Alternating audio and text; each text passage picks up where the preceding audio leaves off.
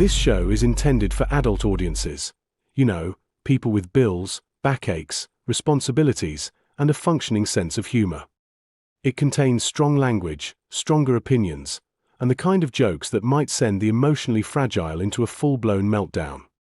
If you're easily offended, perpetually outraged, or think words are violence, this is your cue to clutch your pearls, grab a blankie, and sprint to your nearest safe space. Or, you know, just get in the sea. We won't miss you. For everyone else, buckle up and let's have some laughs. Rated D for dickhead. You are coping and seething. You just can't accept what you're seeing. Yes, you're coping and seething. The truth it is scalding, and now you are molding and coping so hard. Coping and seething. Hello, you dirty little boys. Are you interested in my body? I'm gonna come. Nice tits. A real set of badonkers. Packing some Doban hunkeros, Baghanaga hooks, humongous hungalonga no no logongas.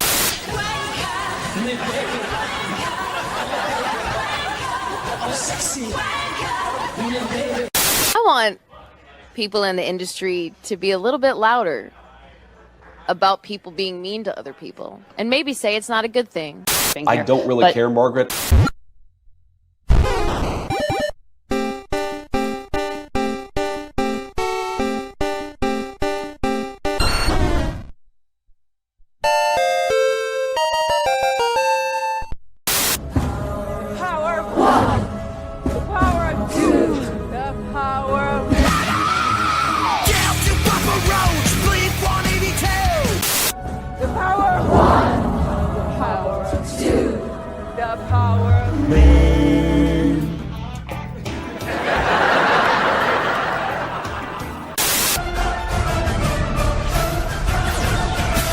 Hello. I'm off. Basically, run. What's going down, babes? Show me the loving. Silence! You are too gay to be the doctor! I'm wonderful, and I'm the most amazing person in the universe. Exterminate!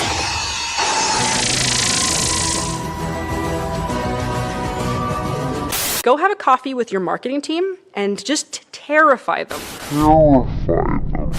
With the possibility of what's going to happen if they don't give you what you want. But hey, that's just a theory. A theory. Demonic presence at unsafe levels.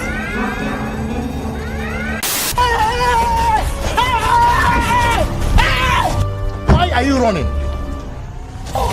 Let's take some dope. I am like, I have had hallucinations on weed before. if I get that high, Them babies, Alyssa. Disabilities. I wanted to finish Elden Ring, goddammit. He's a piece of shit. They don't know what the fuck they're doing. They don't know what the fuck they're doing. the reason why DEI was put in place in the first place is incredibly disingenuous. Racism and sexism, people being discriminated against. This was put in place to try and Disillusion young dudes. white men or straight people. Someone's getting a job over them that doesn't deserve it. People are missing out on jobs that deserve it more than a person who's getting it because they're a woman or because they're black. These people are making a lot of money, print money, cash, Well, capitalism. Raise a bunch of money, more money, heaps and heaps of. I'm afraid I've got some bad news. Bad news.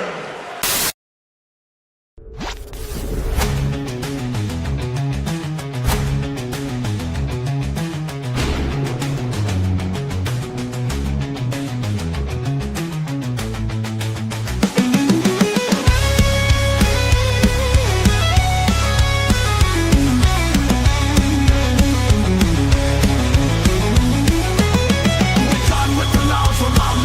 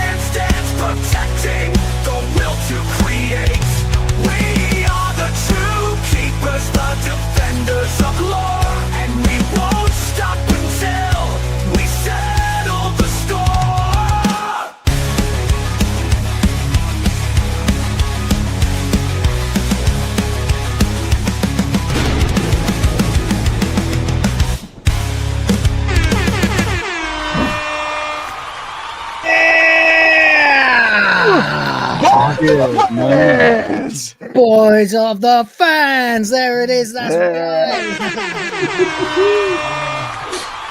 Hanging loose. Hanging damn loose. Ladies and gentlemen, welcome back once again. It is WTF Live Sunday. And that means it's time for us to forget the memories of dead shows that are apparently coming back. May even have a showrunner already confirmed, but that is a story for way in the future. And just to focus on some actually good entertainment. So we're going to watch and review 2 of the best episodes of Red Dwarf. Oh my God. How happy is that? Pretty great stuff. Yes. And we literally are going to review Gunmen of the Apocalypse today, which is arguably the best. I know I've said that a couple times before, but this is the one that won them an Emmy. Not that, that means anything anymore, but it used to actually count for something in entertainment. And that thing was fucking excellence. So we are going to be watching Red Dwarf firing on all cylinders for 30 straight minutes of some of the tightest comedy writing you will ever see in your entire life. And an absolutely perfect example of how to do exposition organically and fast, explaining new rules and systems into the show by doing what I like to call the micro-macro model, where you do a microcosmic version of the thing that you're later going to turn the whole plot into. And and have it work. Like they've done it many times in Red Dwarf before. They did it with the strawberries and then the highs and low ships of Red Dwarf in Angels and Demons. They've done it so many bloody times. So yeah, we are going to be having a lot of fun going through all of that. And honestly, it's just one of the best episodes as well. Much more iconography, much more lore. We got the Riviera Kid. We're getting we're getting the AR simulation. Sweet, it's so fucking good. And then we're going to be getting on with Emohawk, which is Polymorph II. So yeah, more jokes about stealing characters' emotions, more psychoanalysis, more slapstick comedy. It's going to be a great, I want to say 2 hours, but we all know that won't happen. So probably 3 hours at least. Yeah. Anyway, thank you for being here. You all had a good breakfast. Woo! Or lunch or dinner, whatever meal of the day suits you. It's your time zone, but exactly. Speaking of time zones, yes, we are an hour later now. For some of you, I'm sorry that is the case. I think it screws with Australia, which I'm not thrilled about. But unfortunately, it's necessary because so many people that watch the channel are going to be an hour later for the next 6 months or so, or 5 months, I think it is actually. So I had to move to match it. So this is the way it's going to be for the next few months. And I hope you can all get on with that. Last thing I need to announce is there might, and I don't know quite yet, but there might be some major interruptions to the schedule this week. It depends on a little storm that's winging its way to where I live right now, and in about 2 days' time is going to hit landfall right where I live, and it may or may not at that point become another fucking super typhoon. If that happens, then I don't even know if I'm going to have power for the next 2 weeks. So if it, just in case, right now it's a pretty small chance that will happen, but it did happen in 2020, and you can look up the damage from that if you want. It wrecked the city. It caused anyone who didn't live with a generator to lose their power. I'm now looking at investing in a generator. So, it is what it is. Just letting you know, if I disappear for several days, that is why. I'll try to get back on one way or another as soon as I can. Hopefully nothing will happen, but just in case, that's what's up. All right. So there we go. Just letting you know now. And let's get on with the festivities. John, what's going on, buddy? Not terribly too much. It is early morning for me, of course. So I just woke up and watched the episodes again. But an extra hour sleep, though, right? I guess so. I guess maybe that's why I'm like, man, I feel peppy today. Yeah, I feel really well rested. I woke up like it was before the alarms, and so but I ended up just kind of laying there anyways. It wasn't that much ahead of the alarm, but it was like I guess I got a little bit bonus sleep that I wasn't even anticipating. so yeah, like starting off really well. I have upcoming projects that are starting to go into motion. Next week on Saturday, I'm going to start doing live streams with Heavenly Jester again on Saturday afternoon. So he had me put together his studio yesterday in Evie Mux. Came up with a really interesting concept on how to do seamless transitions, and it's kind of a game changer once it'll actually kind of be seen in practice, hopefully. Right. But yeah, I mean, like it's so subtle that most people probably won't even notice, but that's kind of like the best kind of things. Like it's just, I don't know, for me, I'm just like, oh, this is, I figured out how to just kind of use instancing to really make it so that you can make it look like it's tight production kind of stuff, but you can actually do it in real time. But Cool. yeah, it's silly geek nerd stuff, but yeah, Evie Mux has a dynamic window, which is very similar to the way that that StreamYard is structured, but then it's just got, you make your own state, like different scenes, and you can compile those out and you just do like an endless amount of them. So it's a little bit more versatile and just works on layers. And so if you know how to look into do overlays and all this kind of, I mean, if you actually know how to utilize various aspects of transparency overlays and video editing and layouts, it is far better than StreamYard could ever hope to be. So I always suggest people to use Evie Mux and then kind of just learn what you're doing. And yeah, and if anybody out there ever wants to, like, get a run through on how Evie Mux works, I'll always be glad to show you. Just get a hold of me in the DMs and whatnot. So I'm like in a really great mood because I also got the PC showing up this week. So with that said, yay! Finally, finally, right? So, yeah, let's fucking go. All right, that's enough air horns for now. Maybe one more. We'll see how Rhoda's report goes. What's up, Rhoda? Yeah, not a lot. I've just rewatched the episodes this morning, so like I'm really excited for that because they are two of the best ones. I mean, you can say that for most of Series 6, but they are two of the best ones. I kind of did a really, really long shift yesterday, then fell asleep after work. So and then I woke up in the middle of the night and found myself chatting with John and Toasty for hours. And then I went back to sleep. Then I watched the episodes. Then I took the trash out, and now I'm here. And now they're all in love. Indeed, yeah. Rhoda was the first person that I showed off the studio thing that I was doing. So I was like, because I was getting ready to leave the studio, and he went and he just messaged me about something. I was like, hey, you want to see something really cool? And he was like, sure. So I roped him into it. That's cool. Yeah. Any news on the Guardian?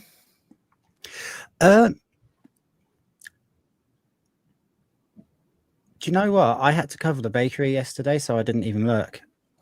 Oh, well, we'll just assume it got thrown away. Yeah, let's hope so. No surprises there. There we go. Cool. Anything else, mate? Nope. Not really. No. I took yesterday off from streaming because I had such a long shift. So yeah, not a lot to report. Days in a row and I was burned out as well, so I know what you mean. I just needed a night off, hang out with my wife, went and got some ice cream, and a couple of nice draft beers at a nice little place that had beer on tap for once. So tap beer is solid, and it's only like a 2-minute drive from my freaking house, so it's crazy. It is living here until I say that now, but then maybe on Tuesday it will become a hellscape. But we'll find out. In the meantime, how you doing, Helzo? Thank you very much for having me. I'm doing great. I've had a week off from work and I didn't manage to upload a single video because of bad time management. And you know how it is when you get a vacation and you do all the real work aside from your job. So that's but I was streaming Friday. We had a donation stream for animals, and we actually had a pretty good one, as well as the next month is going to be even better. And today I finally managed to pass Act 1 in Silksong because it's going to be the last stream of Silksong I do for the foreseeable time, because on Thursday next week, Siberia 1, the remaster is coming out, which is a game from 2002 that I've been waiting for a remaster for probably 15 years. And this is probably one of my favorite games of all time. The steampunk and everything. It's just an amazing quest game, 3D RPG quest game, like amazing stuff. Siberia. Siberia, yeah. It's Siberia. with a Y, yeah, with a Y. It's an amazing game. There are several games in the franchise. 1 and 2 are the best in my opinion. Now the first one is getting fully remastered. I've just seen it. Yeah, I'm giddy. Cool. I'm giddy. I'm just giddy about it. I need to send you that link to the early beta access for Defect if you haven't gotten it yet already, also. Because I was just thinking, yeah, you should have computer. For what? Sorry? Defect? Yeah. Do you not know about Defect? Do you like Judge Dredd? Do you like dystopia crazy shit? Oh yeah. Oh, that one. Yeah, all right. yeah. Yep. Yeah, this is one. This is Siberia Remastered. Yeah, with upscaled Kate Walker with quite the nice face, by the way. Amazing. Yeah, I see. I'm looking at the comparison to the original honestly as well. Let's have a little look. Yeah. It's wow. Oh yeah. What's the genre? It's all wind up steampunk technology. It's like Broken Sword, right? Point and click. Sorry? Is it a point and click game like Broken Sword? It is. I don't know if they'll keep it in the remaster, but it is a point and click in the original. Okay. But I know that the camera has been worked on, so it's better. Okay. But yeah, like the whole story and everything is just so amazing, and it's entirely steampunk oriented technology, like or like clockpunk if you want to say, because it's wind up technology, like wind up. Yeah, I get annoyed when people call that steampunk as well, because it's got nothing to do with steam. Yeah, like they call it steampunk, clockpunk, a lot of punk stuff. Clockpunk, I like that. Anyway, that's cool, man. I'm glad for you. That's groovy. Anyone who wants to try that game, who's interested, do check it out. Or if you want to just check out the original, it's an amazing game. But anyways, that's what's going to happen next week. And yeah, I managed to rewatch Gunmen of the Apocalypse. I only managed to watch the Polymorph 2 once, so I'm a little bit off on that. But I know that there was a hand grenade that blew off. Yeah. I haven't even managed to watch the full Emohawk yet, so I'm going from memory mostly on that one. Gunmen, though, I did watch, and I probably should have watched Emohawk instead, because I thought I had time for 2, but I only had time for 1 and a bit. But I've seen Gunmen like thousands of times, and I've only seen Emohawk like about a dozen. So, dude, I think it's weird, like, because they're both really good episodes, but I think I actually kind of like Emohawk just a little bit better. Really? That's interesting. Just a little bit. Hey, that's fair, man. Like that's why we do this. So it's more interesting if you have a different take. So there we go. I just love Gunmen of the Apocalypse. It just cracks me up. But a lot of that is nostalgia and comfort for me, because, like I say, I've seen it so many times. And the first time I saw it was Red Dwarf Night. Yeah, same. 1997. They did like a dedicated 3-hour block of TV dedicated to Red Dwarf on BBC Two. Yeah, although Patrick Stewart introducing it. I will say for Gunmen, there is a great cunnilingus joke right at the beginning. There certainly is. Yeah. And we also had lots of silly shows that they did as well. They did like lots of freshly made stuff where they had the Red Dwarf cast as the characters appear on Can't Cook, Won't Cook, which was a Can't Smeg, Won't Smeg. Can't Smeg, Won't Smeg. Yeah, it was a cooking game show hosted by Ainsley Harriott, the meme guy. And because he of course is in Emohawk. No one knows this, but he plays one of the Gelfs. I think he plays like the Gelf dad of the bride is played by Ainsley Harriott. I didn't even know that. Or is it? Yeah, it is. Yeah. So there we go. And when they're all looking at him, there's a shot of like the Gelf like looking at him really, really suggestively, and that's Ainsley Harriott. So yeah, so he was in Red Dwarf, and not a lot of people know that. And what's the other one they did? Oh, they did University Challenge, but they had Red Dwarf fans versus the cast. Yeah, and it was Red Dwarf trivia. They called it Universe Challenge. Very funny, especially because, of course, the fans won. Yeah, but quite it was pretty close. Yeah, it was funny. pretty close until right at the end. So not bad by the cast and the crew. Then of course they had they had the Red Dwarf A to Z, where there's A is for something, B is for whatever, you know. So it was mostly just like silly quotes and things, like the Space Scouts, like Pinkle Square Me Plip Plap Plop is the P entry and stuff like that. So you know, real nerd shit. And then the final thing they did on Red Dwarf Night was Gunmen of the Apocalypse. They just broadcast the episode full because it was the Emmy winner. So there you go. Yeah. And like I said, I couldn't give a fuck about the Emmys anymore, but back then it actually meant something. So you know, good for them. Yeah. And yeah, brilliant. All right, before we get started, we got a couple of super chats. UAF Omega jumped in for $2, says Will. And I knew I wouldn't get to open Discord in time.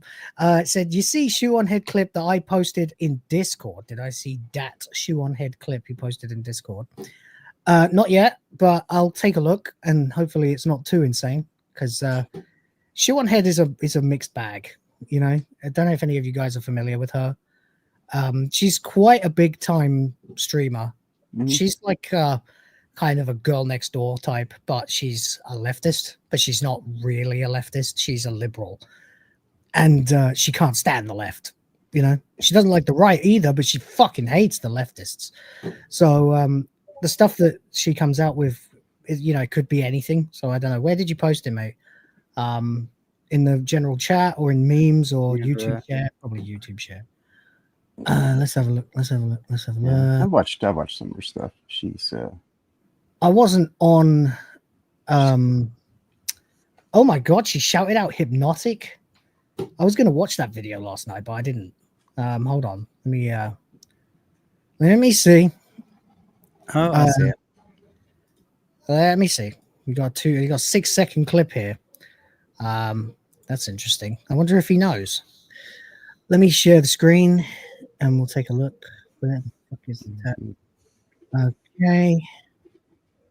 Let's big it up a little bit. Here we go. Like, I don't think humans were meant to see sissy hypno inflation compilations. No, that's not what I was expecting at all, but I'm still going to share it. Shout out. Oh, you made it. You got a shout out and copy. Thank you.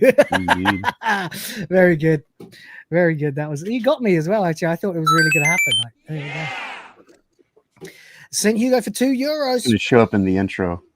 Yeah. Oh, I've definitely got to put that. It's going to be in the intro to Hypnocast soon. You guarantee it. Says less than 5 minutes late means the hat was kept on. That's right, baby. I'll keep my hat on. There we go. That's right. And that is the joke that I was referring to. Yep. Yeah. So I heard that. And I was like, oh, that's solid. That's I mean, there's a lot of ways you can take that joke. Some say it's a cunning's joke. Some say it's a joke about him like doing some sort of weird, sexy seduction ritual where he leaves his hat on until last, you know, or something. But there you go. In any case, yeah, let's begin. Let's get into it, guys. Help us out. Fill the bars. You know how it goes. We've got only 8 left to fill the blue bar for more Jackbox, which may be today or tomorrow, depending on well, how things are going with the misses after we finish reviewing, and how knackered I am too, for that matter. Yeah. Paul Thomas Ashworth has appropriately right now just gifted 5 Grift Force memberships. Thank you very much indeed. Let's go, Grift Force! Doing it for the princesses!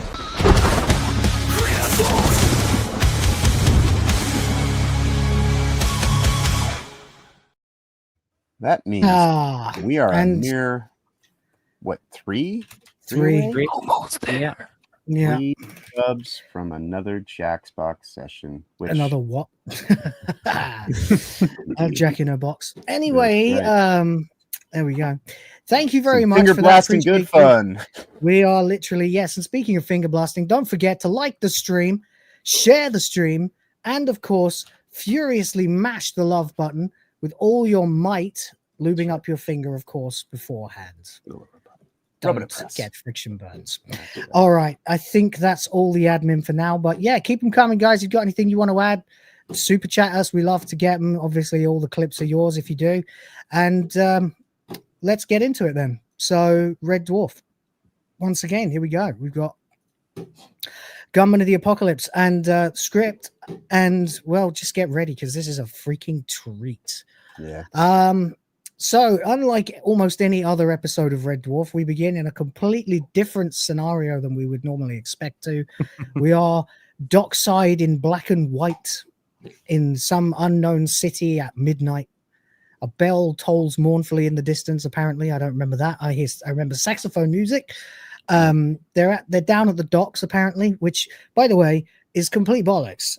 All of this was shot at the back of the studio. There is no water. They were just using reflective filters on lights to make it look like they were at some sort of dock. Right. And it's all done super cheap. By the way, fun fact before we get started on this, at the time, the Brits among you may have heard the name Janet Street Porter before. She's a pretentious toffee-nosed bitch. But she was, at the time, the BBC liaison to the show. And the creators will tell you straight up that they have no idea what that job means. Like it's a bullshit nonsense job for people. Yeah. It Just means but office hot BBC. girl.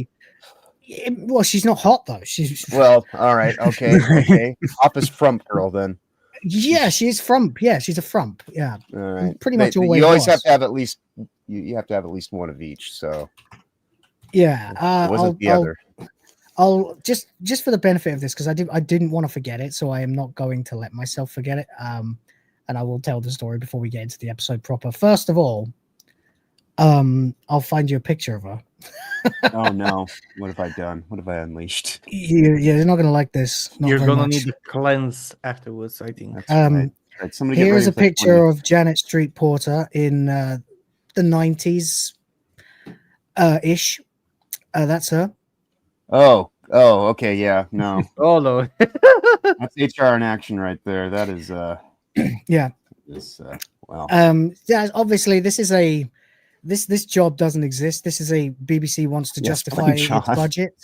This is BBC inflating its budget by hiring pointless liaisons and stuff like that. They do that kind of crap all the time. Oh, so they were modern before. This is right. You definitely would not risk a BJ with that. No, I wouldn't ask a BJ with a stolen. Yeah, not with someone else's cock, right? But yeah, no, I think I'd sooner stick it in a wood chipper and try my chances. But there we go. Anyway, the reason I brought her up is because she is a boneheaded, airheaded, brainless bint who at the time was told of the plan and given the script for Gunmen of the Apocalypse. And apparently her response was, tell those fucking idiots that they better write another script. This is totally impossible to shoot. They'll never get it on budget. There's no chance in hell they're ever going to pull this off. Those bloody idiots, tell them I want a new script.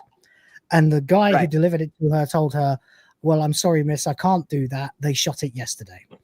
And the reason that he was able to say that is because they found a tiny little town, a tiny little western town in England called Laredo, which is where they shot the whole thing. Right. And they were all apparently really into it, and they got them in there, and that's where they did the whole thing. So, and then they shot this round the back. So once again, Red Dwarf showing not only that it can write some of the tightest scripting you'll ever see, but also it could do it on fuck all money, and convincingly too. So here we go. Janet Street Porter got felted, and we're up for a laugh. Okay, so we see this femme fatale looking chick as she makes her way along the dock in her stiletto heels. Car pulls up, old-fashioned car, looks all very, film noir, which is of course what this is supposed to be. Gunmen of the Apocalypse comes up on the screen and approaches her is Lister, dressed as a typical sort of I want to say 1920s or 30s Private Eye, and approaches her, and she says, "Philip, I can explain everything." He says, "Let me save you the trouble. It was you that planned Palliser's murder, but your twin sister Maxine squibbed him off. You decided to take the rap, knowing you had the perfect alibi in me. You've decided." He says, "That's why you came on so strong that night. Play me for the dumb sap I am." I've skipped a line. The first thing he says is, "Maybe it's the moonlight, but I've got to admit you're looking pretty good for a corpse." So obviously there's who done it that he's involved in here, and she's supposed to be dead, but she's not. And she says, "Philip, it wasn't like that. Not with you." He goes, "Oh yeah." She goes, "So what you gonna do? Turn me in? Watch me do the sit down dance in the electric chair at Sing Sing?" Fucking corny dialogue. He goes, "No, sweet lips. I'm gonna let you kiss me." And so they immediately just start making out. And as soon as there we go. So they're kissing away. Cut to, and brilliantly, by the way, I totally borrowed this technique for one of my movies where two characters were having a dream that they were in Dragon Ball Z, and we're all flinging kamehamehas and stuff at each other, and then we cut to the two of them passed out in a field somewhere, high as kites. So you can't quite see it, thankfully, because my ugly mug is blocking the view. But here's Lister standing in this projection suite with a much more improved model of the full immersion, total immersion video game suite, or augmented reality, or whatever they call it. Or I'm assuming it's augmented. Yeah, I can't really tell what they called it. But that or artificial. AR. Artificial reality is probably what it is. You're right. Yeah. So there's Lister grasping nothing with his tongue going round in circles, and he's sort of humping around, grabbing imaginary arse cheeks. And it's shameful, really. It's fucking creepy. He's just standing there, in total silence, by the way. He's not making noises like I am. He's totally silent except the audience laughing. Right. I saw this shot and I was just like, oh yes, now they actually have a way to get into all sorts of crazy scenarios and all this kind of stuff. Like this one thing right here is just game changing. Like the everything is on the table now for the show. I feel like they should have done more with it, to be honest. I would have watched a whole series of just this, but we get plenty of it going along. Anyway, so he's there making out with her, but in reality he's just here. You see his hands as he starts fumbling at, like, trying to undo a bra or a blouse or something. You see him, I'm as his assuming hands it's trying to get her bra. Suddenly he's cupping a tit in his hand. Yep. He's just grinding away, and then Crichton, of course, walks in. Says, "Sir, I think you should come and take a look at this." And he's still there. He says, "Sir, it really is quite urgent." And then Lister, still in the room with Crichton, goes, "I want you, Loretta. I want your body next to mine. I want you like you were that Tuesday night. Kiss me." And then he says, "Honestly, you haven't been off this machine in a month." To be fair, let's be real here. Lister has only had sex once in the whole show, and that was with himself. Alternate reality version of himself, after which he got pregnant and had to deliver twins.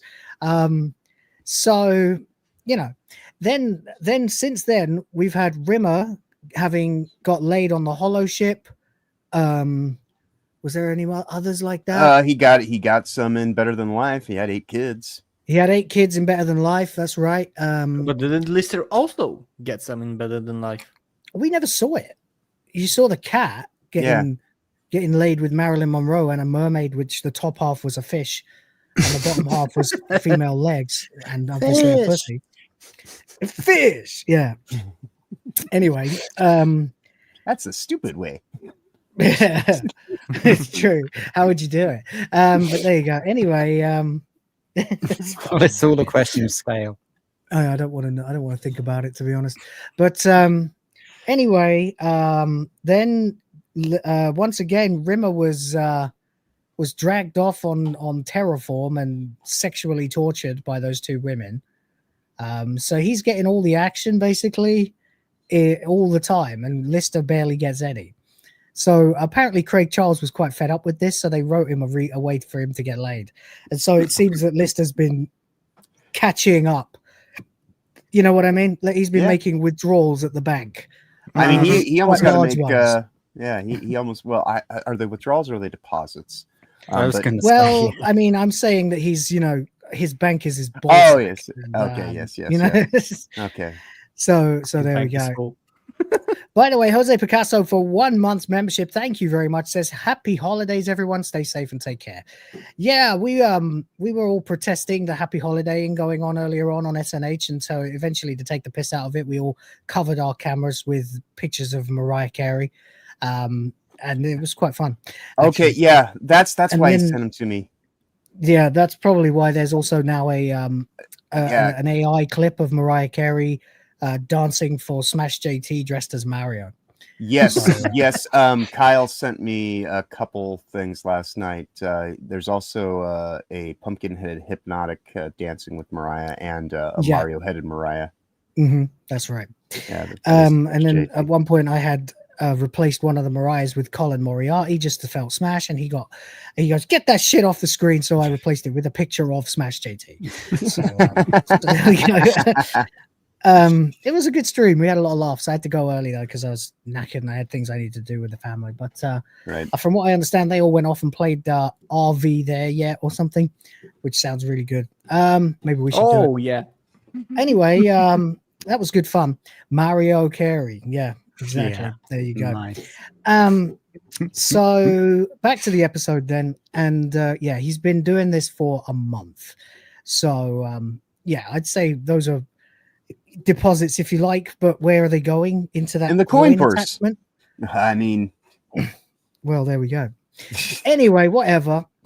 It's fair to say Lister has finally got his end away a fair amount in the last month, but he's not obviously able to hear Crichton, and Crichton is annoyed with him. So there we go. Anyway, back to the actual scene. Loretta says, "Philip, I don't understand." And he says, "It's simple, Loretta. This isn't real. It's an AR computer simulation game. I'm supposed to hand you over to the cops and wind up with a goody-goody heroine. I've played it before. It's just that you drive me wild. You're the sexiest computer sprite I've ever seen." She says, "Oh, Philip." Says, "I don't care that you've killed 3 men." She says, Five. He says, "Whatever. It's not your fault. It's the way you're programmed." She says, "So you take me for what I am? A psychopathic, schizophrenic, serial-killing femme fatale?" He says, "Forgive and forget." That's what I say. That's when the other head is doing all the talking and the thinking. Yeah, and to be fair, he's in an artificial reality state, right? So I mean, it's not like he's really in trouble. So you got. I'm pretty sure that the crazy hot matrix is at play here, where there's like no actual chance of you getting your house burned down. So this is it. It's the safe way to play the crazy hot matrix, right? Exactly. You're right. You can have a permanent fun zone. That's with right. not even the fun zone. You can dance in the danger zone. That's right. And there's no chance of you ending up in prison. Right. So there we go. It's kind of win-win, Anyway, I feel like it would be the end of the human race if we actually ever get this technology. So it's bad enough having AI. Anyway, I'm contributing my efforts to the end of humanity by giving people their erotic fantasies when they gift us memberships and fill up the bar. Please Super fill chat the bar. Super chat us, guys. Yeah, I assume if we hit 100, we'll be doing Metal Gear Girls for the foreseeable future at 100. We can do Metal Gear and the regular one. Yeah, it's not Halloween anymore, so we'll retire that till next year, unless someone badly wants it. Right. But yeah, basically we'll keep going with the Metal Gear one, and I'm going to start looking at making a Christmas one, as well. With Mariah Carey. I don't think I can put Mariah Carey in it. I could put someone who looks a lot like Mariah Carey in it, but I don't think I can use this person's actual face. Right. Yeah. And especially with the things Will does, then that might. Especially the shit that I make him do. Exactly. Yeah. So there we go. In the meantime, though, yes, if you want to see some art, fill up the red bar, baby. As Crichton is now accessing the AR console to enter the game, we see the game's name, Gumshoe, comes up on the console, and he has to choose a character.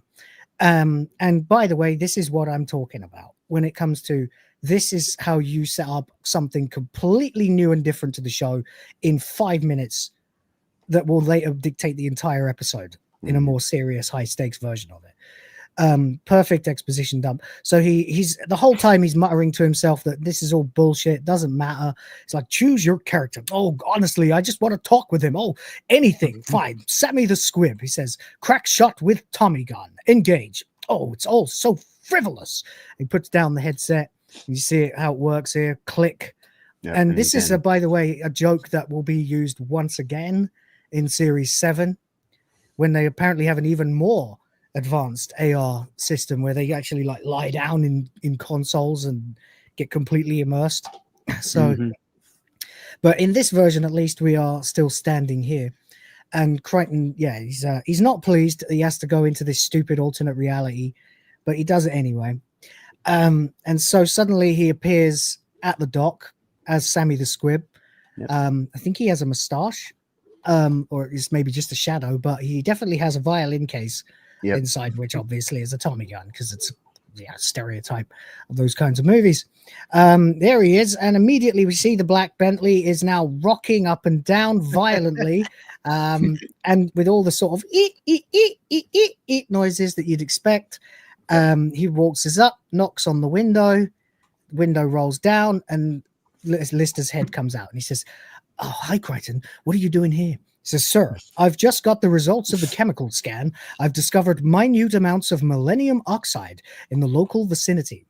Lister says, "Couldn't be more pleased for you. See you in an hour." He says, "Sir, I believe we've wandered accidentally into a rogue simulant hunting zone. That would explain the devastation on the derelict where we picked up this very game." Beautiful exposition. Loretta says, "Philip, who is it?" She sticks her head out of the car and immediately says, "Oh, wait, where is it? There it is." She goes, "Oh, it's Sammy the Squib." He says, "Oh, good evening, miss." She says, "Don't kill me, Sammy. I'll do anything. Kill him. I'll come away with you, Sammy. It'll be just like the old days. I never stopped loving you. Kiss me." I mean, she is an NPC, so yeah. She's gotta go through programming. It's true. Lister just goes, "You're trash, aren't you?" She goes, "I'm programmed to be trash." Says, "I can't resist her, Crichton. Get back in the car." "I never fall for women who are any good for me, Crichton. It's either heartbreakers or moral garbage on legs." Brilliant. Heavily Jester is on garbage on legs. Jester, nice to see you. Yeah, good morning. Says, "Sir, you have to turn off the AR console. We have to close down and continue on silent running in order to avoid detection." He goes, 10 minutes. "Sir, 5 minutes. I'll keep my hat on." Yeah, and I'm going to contend keeping the hat on is a cunnilingus joke because he's just going to go straight to the finish rather than do the foreplay. Yeah. Anyway, Crichton says, "Now." She says, "Philip," and he has to get out. And he gives her a kiss and says, "I'll be back, sweet lips. Stay bad." And we see him clap his hands to exit the game. So that's important too. Yeah. He obviously is not pleased. He tells Crichton, he goes, "Crichton, you are a total gooseberry," which is very old retro Brit slang for a third wheel. And I actually looked it up because I've always figured what the hell does that actually mean? And there's about half a dozen things it could be, whether it's bastardizing French or rhyming slang. There's got loads of theories about it, but wherever it came from, it just means you're a cock blocking third wheel, basically. It says, "Next time I play on the AR machine, I'm going to give you some money and send you to the pictures." To the pictures? Like he's his kid, he's going to send him to the fucking movies so he can check the misses. He goes, so anyway, here we are. We're in the cockpit with Rimmer and the cat. Rimmer says, "At last, we have silent running. Okay, long-range scanners are down. The only warning we've got is you. Stay alert." The cat says, "Okay, bud, I'll keep my nose peeled." So that's good. Yep. There's actually a hilarious outtake where the cat sits there and says nothing because he's forgotten his line. So he says, stay alert. And then the cat does literally nothing for about 8 seconds before everyone clocks that it's fucked up. Whatever. Anyway, he walks back into the aft or the midsection, whatever, as Lister and Crichton come down from the ops room via the stairs. Rimmer says, you took your time. Where have you been? He says, I was in the AR machine. He goes, again? He says, what do you mean again? He says, everyone knows you only use the AR machine to have sex. And he goes, that is not true. And but by the way, have you noticed Rimmer's not in his hard light yet? He's in soft light at this point. And you got to assume that that's got something to do with them being on low power or low battery or something like that. Because otherwise, why would Rimmer be jealous of Lister since he can just use his hard light to go and use the AR machine for the same fucking thing? That's just one thing that I realized today because I'm trying to be a little critical. It's like he's pissed off that Lister's constantly banging these fucking fake women on his on the projection suite, and yet it's like, well, there's nothing stopping you from doing that. Yeah, right. Yeah, I think they do reference it in the episode if I'm remembering rightly. Like it is like he is on a power saving mode. Yeah, well, they're on silent running, so obviously they would have to turn Rimmer down too, because Rimmer is a massive drain, as they've pointed out loads of times before. So there we go. Anyway, he says, yes, it's true. It's pathetic watching you grind away day after day. It's like a dog that's missing its master's leg. He says, the groinal attachment's supposed to have a lifetime guarantee, and you've worn it out in nearly 3 weeks. Protein exchange. He says, that is an outrageous, scandalous piece of libel. I don't just play the role-play games. What about the sporting simulations like Zero-G kickboxing and Wimbledon? He says, you only play Wimbledon because you're having it off with that jailbait ball girl. Fucking hell. He goes, that's another total lie. She's not jailbait. She's 17. Which in Britain is not jailbait, by the way. Indeed. It's legal. He says, Lister, she's a computer sprite. And surely that's the point. She's just a load of pixels. And Lister says, yeah, but what pixels? Anyway. And here we have the debate that a lot of people are having today. Yeah. It's just pixels. Why are you so so frustrated or happy? It But is- damn, what pixels? Great pixels, though, right? The other Great thing that's interesting about that is you could contend that Rimmer is nothing but pixels. That's what I was about to say. Yeah, Exactly. Yeah. Rimmer himself also is just a simulation. He's not real. He's made of pixels. So he really shouldn't be making that argument, because I bet he wouldn't like it if you turned around to him and said he's not real. You know? Right. But there you go. Anyway, good point. Well made. Lister walks into, they all join into the cockpit. He says, what's all the hullabaloo? Cat says, we wanted in this rogue simulant country. Interesting that they call it country in space, but okay. Crichton says, biomechanical killers created for a war that never took place. Some of them escaped the dismantling program, and now they prowl around deep space searching for a quarry worthy of their metal. Rimmer says, I say we should abandon pursuit of Red Dwarf and flee from the zone. Lister objects, says, are you kidding? Cat says, wait, my nose is getting something. Crichton says, powering up. Rimmer says, scanners report a battle-class cruiser on intercept. It's rogue simulants, all right, says Crichton. Rimmer says, recommend immediate, total, and unequivocal surrender. Because it's Rimmer. Right. Crichton says, sir, surrender is the worst thing we could do. They despise humans and all forms of humanoid life. They believe you to be the vermin of the universe, sir. And Cat says, I didn't know they'd met him. Crichton says, getting a message, punching it up, and now we get this shot of the ship, which is really interesting. Because you maybe can't see it too clearly. If I let it move a little, maybe you'll see it a little more clearly, but go back to it. It's a cow skull. Yeah. Cow skull. It's like it's a cow skull like you get on a ranch. Yeah, there's like lots of little subtle okay. nuts, and because that's that whole thing, like why they say that in this country, because here in America, country roads don't. I know, it's an Americanism, the whole script from this moment on is very, very Western coded, sly, subtle, all the way through. With the soundtrack, right. everything changes. There's like a sort of a synth version of like a Western sort of theme tune, you know, played on like a synth harmonica rather than a regular one, you know, that kind of thing. And it's all very cool. Even the end theme is altered. Yeah, the credits are totally different too. Yep. Yeah. And they even like we won't get to it now. We'll get to it right at the end because it's the last shot. But there's a Western trope in that as well. The whole episode is a Western from this point on, and it's brilliant because of it. And I never noticed the cow skull until the last time I watched it. I was like, wait a minute. Of course, yeah. So I was really eager to bring that up. But you know, they are actually effectively becoming space cowboys. Yeah, they are. I mean, that's what they've been. And they're seen as cattle rustlers to a degree. They are. In the next episode, they're basically held up for it. Yeah. So there we go. So the simulant captain appears. Interesting that he gets to play 2 roles in this episode. First as the simulant and then as Death. So that's cool. Simulant captain says, state your species and purpose. Rimmer says, one of us will have to speak to them. Who's the least human looking? Listy, the mic's all yours. Lister says, wait a minute, I've got an idea. Stall them with static. Crichton, midsection. Cat, you too. And they all move into this. There he is, the simulant.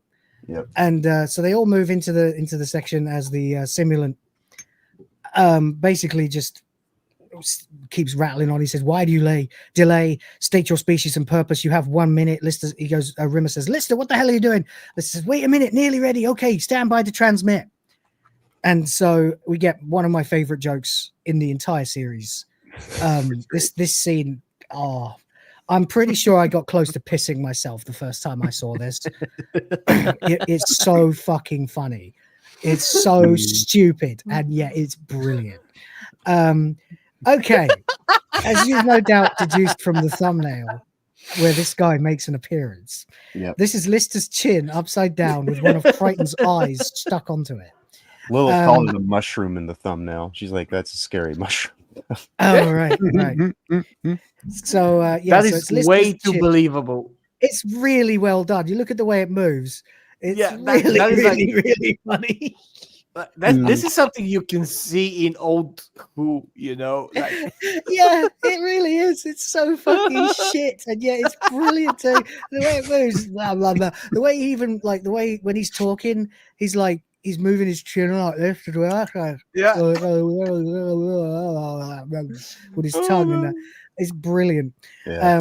The dialogue is even better. He says, "I am Taka dal," which is a curry. If you don't know, it's a type of Indian curry, a Taka dal. He says, I am Taka dal, an ambassador of the great Vindaloovian Empire, which of course is another curry. I love it so much. This is what I'm talking about when I tell people to watch Red Dwarf. This is how you do it on a shit hole budget. This is it, buddy. This is it. This is why the show is a masterpiece. The simulant captain says, scanners report a human life on your vessel. Is this so? Taka Dal replies, I guess I got a fucking humans. I love the way he licks the eyeball as well. He's just saying all this stupid shit with his tongue as well. He must have fucking cracked up the whole time. Humans. Like that. Because the Vindaloovian people despise all humans. They are the vermin of the universe. Is that not right, Bindi Baji? Oh, this is even better. You can have with a curry. It's a type. It's like an onion bhaji that they make. It's a particular type of bhaji, and so the screen tilts. Is that not right, Bindi Bhaji? And there's the cat's chin. I love it. I love it because his teeth the wrong way up. He's got his teeth as well. Yeah. It goes. Fairly convincing, you know. It's fucking great. It's very so convincing. Good. If you the put fact like that they did it with 2 of them too. On it, and it's a species. It's a legit species for a TV. It's so stupid. It's brilliant, man. I've always wanted to do this. I must do it one day. Just literally, is that not right, Bindi Baji? And he goes, you bet. We hate him. It's scum. And he sticks his tongue out too.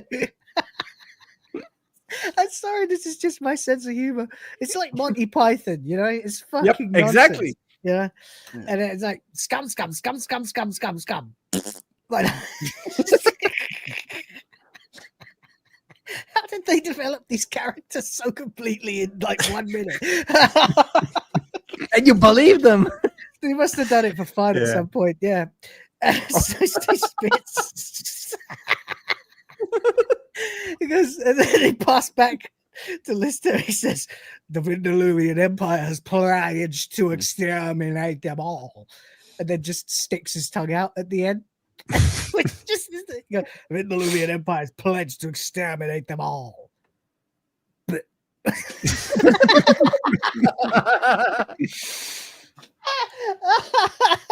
I'm so sorry. It just kills me. I gotta see it again. I love it. It's so funny. It's so fucking immature, buddy. It's so immature. Brilliant. I guess the I'm like moistening quiet of the eyeball is kind of like because it doesn't have eyelids, so it's blinking. I mean, it's plastic. Are you actually now going into the genetics of the species and why they Yes, yes, I am. Their eyes don't moisten themselves. This They is don't how have eyelids, so he has to believable keep all of it is. licking his eye to keep it moist. That's right. That's right. They have to lick their eyes to keep them moist because clearly, you know, The Vindaluvian people have not got The eyelids. Vindaluvian people don't have eyelids. Fuck off. maybe if they would have had 3 minutes, they would have had time to like, you know, to fashion eyelids out of a condom. But yeah. No, they evolved like that. Look, they evolved like that.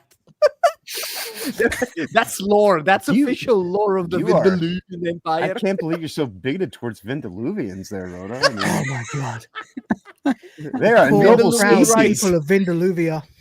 Vindaluvian life matter.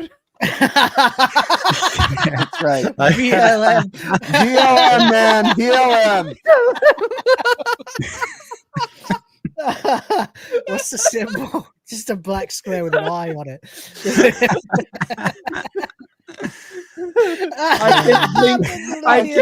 All right, that's getting made at some point today. Oh, we've got to do it now. I'm gonna have to make that. Somebody, do not let me forget. I can't blink. My fingertips. I got to do it. VLM with like both of the Vindaluvians, just kind of like just bookending it.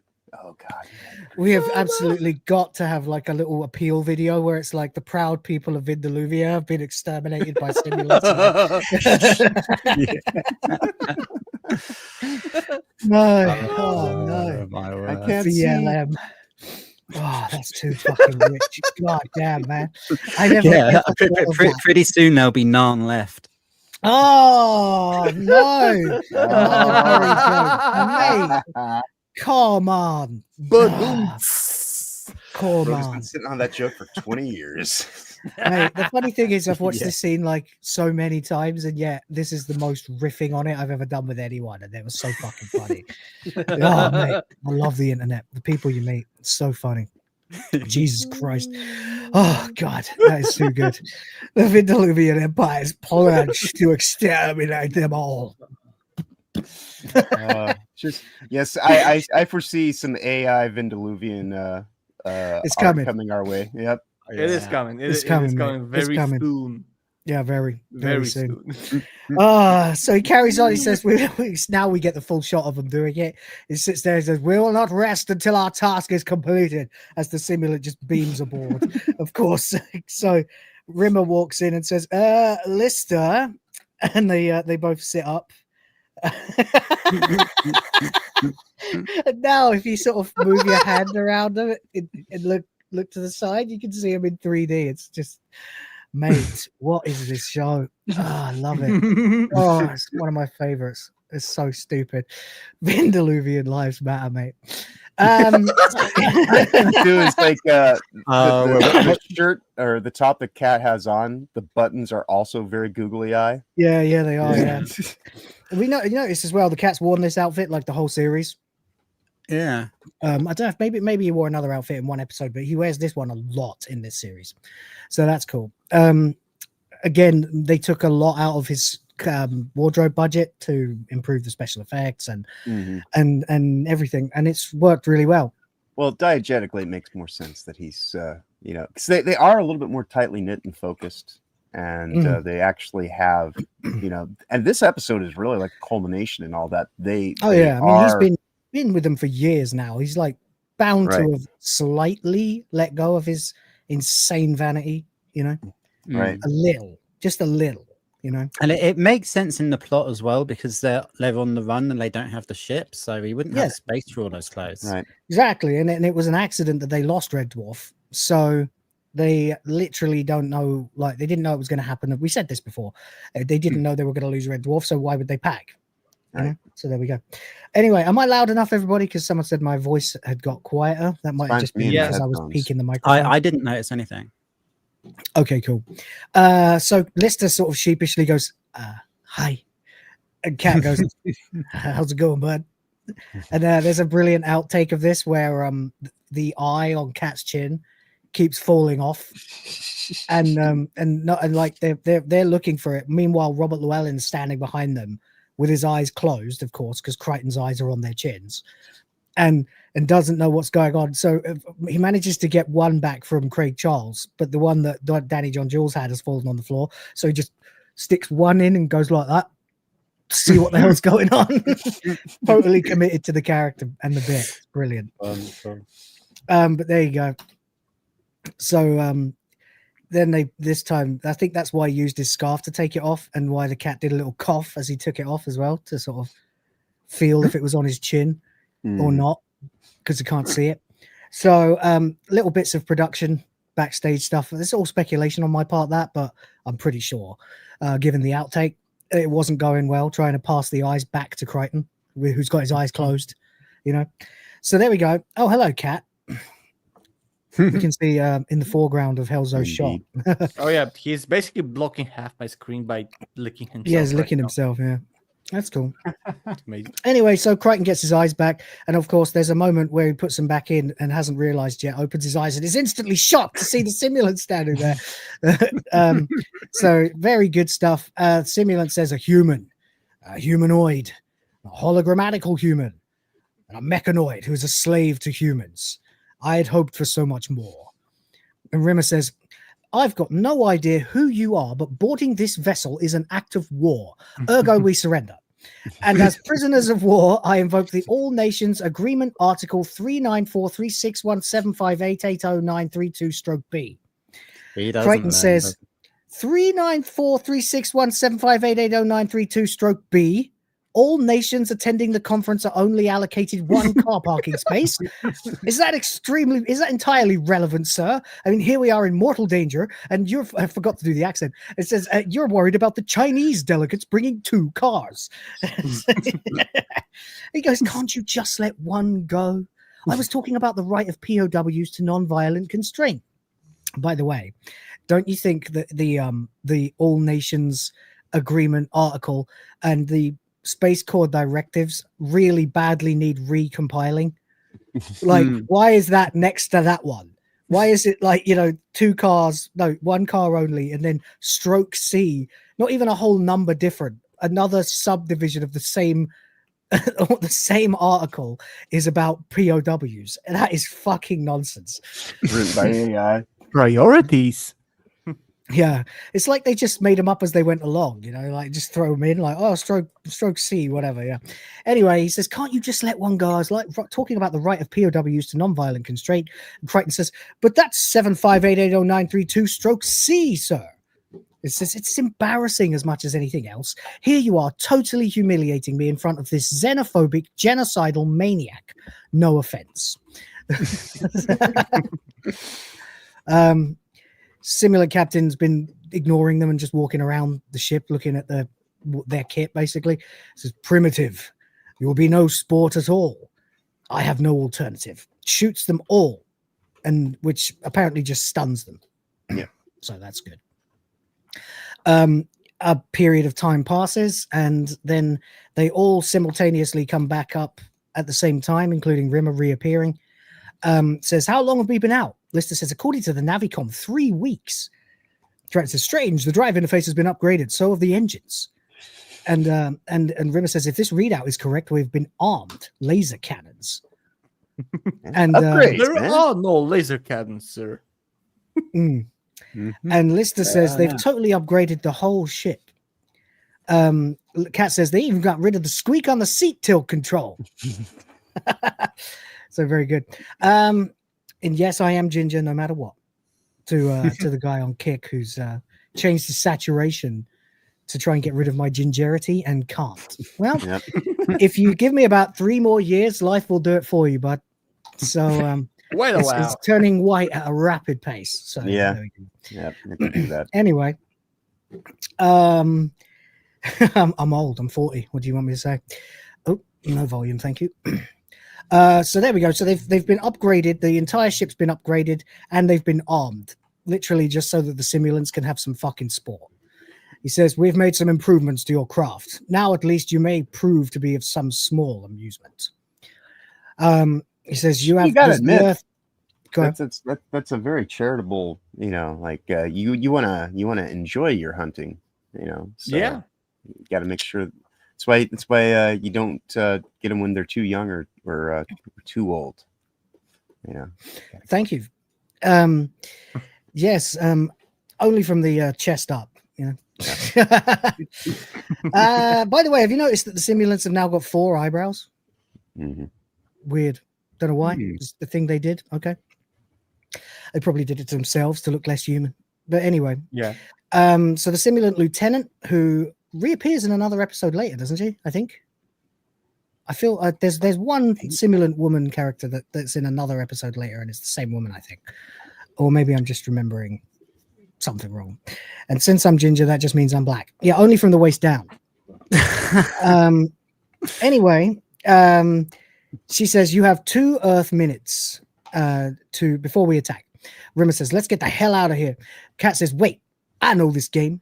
It's called Cat and Mouse, and there's only one way to win. Don't be the mouse. Lister says, what are you saying? He says, I'm saying the mouse never wins. Not unless you believe those lying cartoons. Says we don't. He's right, by the way. It's true. In real life, the cat always wins. Yeah, no doubt. He says we don't run, we strike. It's the last thing they'll be expecting.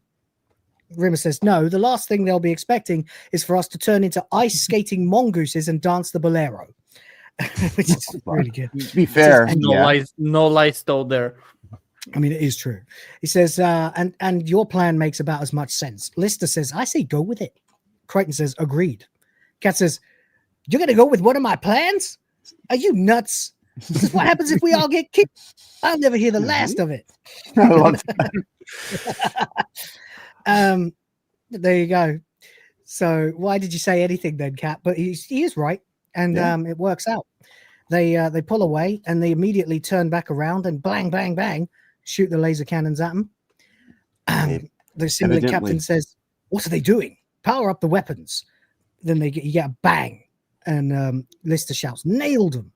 Yeah. Lieutenant says, used the fluke force, hit. Luke. Something happened. Simulant lieutenant says, fluke hit. Captain says, take them with us. She says, can't return fire. He says, hack into their navigation computer. Transmit the Armageddon virus. So we get like a pop kind of like that. In a way, again, though, this recounts as a callback to Lister being so good at snooker. He can make the crazy shot. He's a good shot. He certainly is a good marksman. No question there. A lot better than the cat. That's everyone.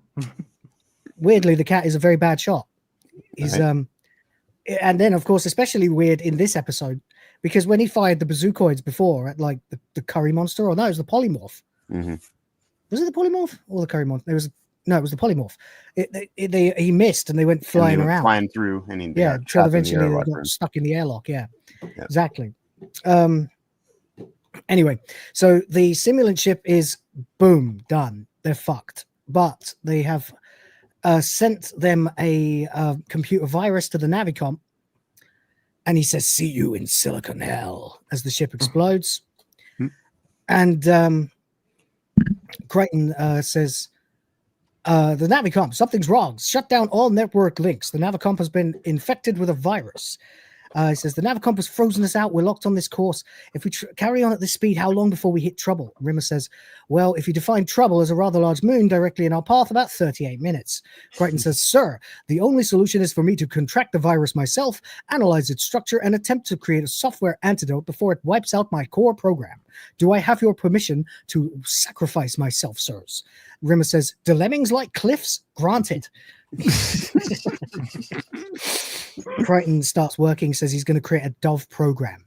A Dove program spreads peace through the system, obliterating the viral cells as it goes. Says the virus is extremely complex. I will have to dedicate all my runtime to its solution, shutting down all non-essential systems. Lister says, is there anything we can do? Can we help? He says, watch my dreams, as he falls asleep. All right. And so there we go. Now they have 20 minutes to impact. The Crichton is literally dying on this gurney. Lister says getting worse, weaker and weaker. Rimmer says, look, sooner or later we're going to have to face the fact that we're not all going to get out of this in one piece. Or if we are, it's going to be one big flat piece.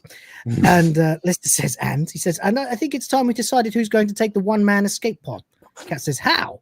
He says, well, if you'll just bear with me, I think I've devised a fair and equitable system of choosing who should survive. It's based on age, rank, seniority, usefulness, and to cut a long story short, it's me. It's me. He says, I was as stunned as you are, which is why I demanded a recount. But blow me if it didn't come out as me again. Keys.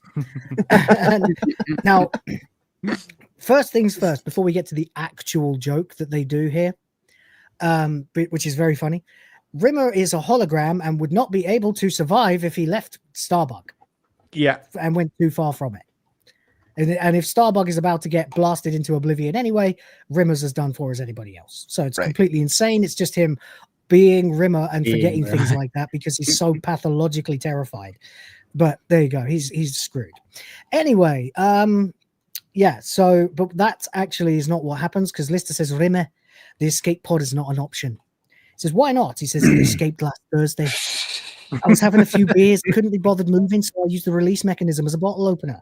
Whoosh. That's it then, we're finished. Cat says, wait, we're getting something. And we see on the monitor the streets of Laredo, which they continued the name of even in the... although actually you don't get that in the episode, but it is in the script that this street is dubbed Laredo. Probably because that's the place where they actually shot the episode, and also it's the name of the game that they're going to use. But anyway, that's right. And Laredo is also a very a real place, yeah, Western. You know, it's in a lot of Westerns actually.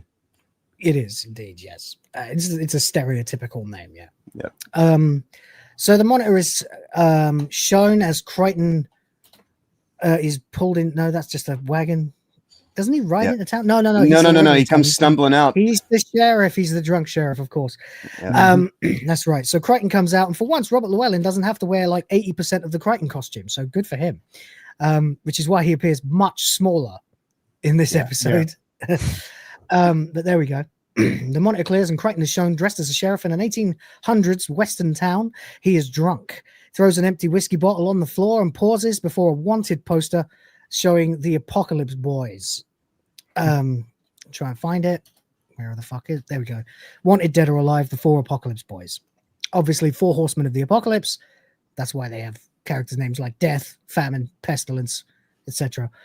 Anyway, as he enters the saloon, the cat's like, "What is it? What is it?"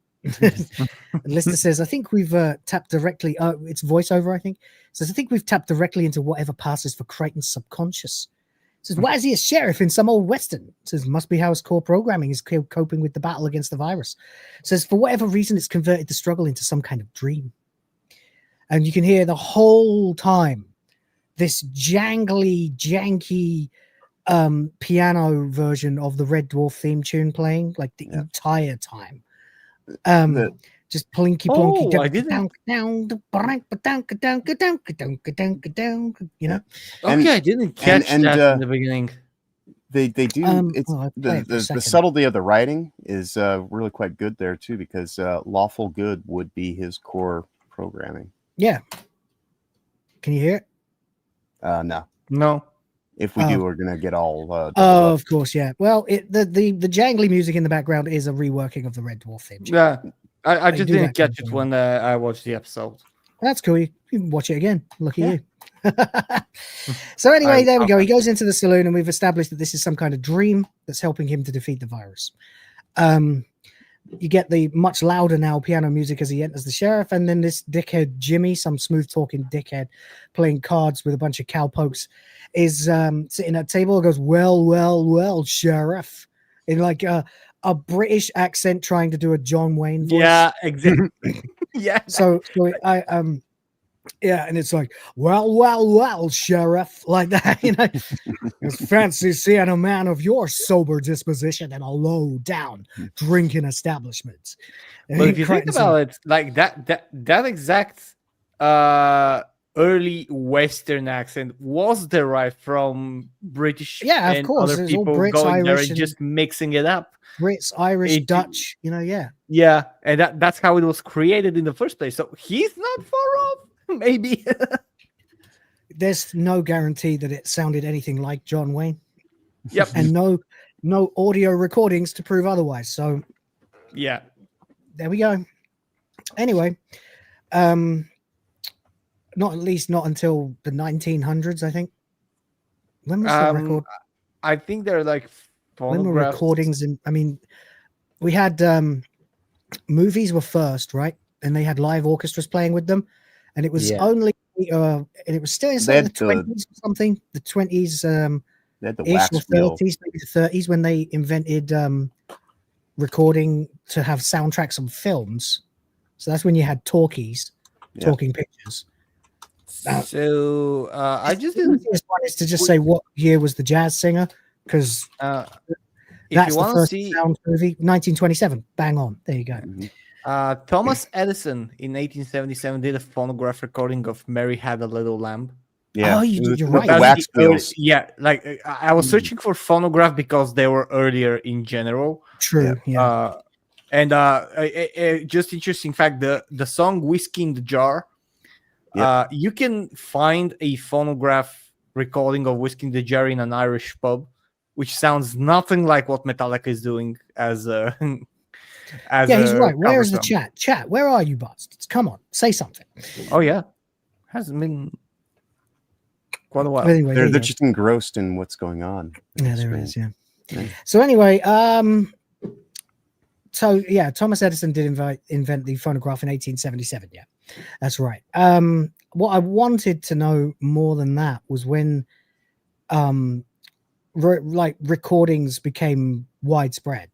You know, when did audio recording become a thing that most people shellac records before they did vinyl? That's why old records were so much more fragile, because they were on a brittle material. It says here, gramophone in 1887, which is 10 years after the phonograph, allowed for mass production of recordings. So so there would have been some records, but probably they were using them for music more than anything else. So, and the electrical recording, which offered better quality and new possibilities, didn't begin until 1920s and became commercially dominant in 1925. And then, of course, The Jazz Singer was the first film to have sound. So there we go. That was 1927. Yeah, great times. Jazz, man. Groovy. Just as long as you didn't die of cholera, you were probably all right, you know. So basically around 20. Yeah. So there we go. Anyway, Crichton says, now, boys, I don't want any trouble, just doing my rounds. And as he walks towards the bar, Jimmy trips him and he falls right on his fucking face, rolls and stands back up. And as he comes back up to his feet, he says, you should not have done that, Jimmy. Classic. Immediately the saloon clears as everyone realizes them's fighting words. And titty spinkers, that's right, Noel. Jimmy says, why don't you try it, Sheriff? They say you used to be faster than a toilet stop in rattlesnake country. Which apparently is enough of a threat. Used to be. Crichton says, sorry I tripped on your boot there, Mr. Jimmy, sir. I didn't mean any harm by it. So the situation is dissolved.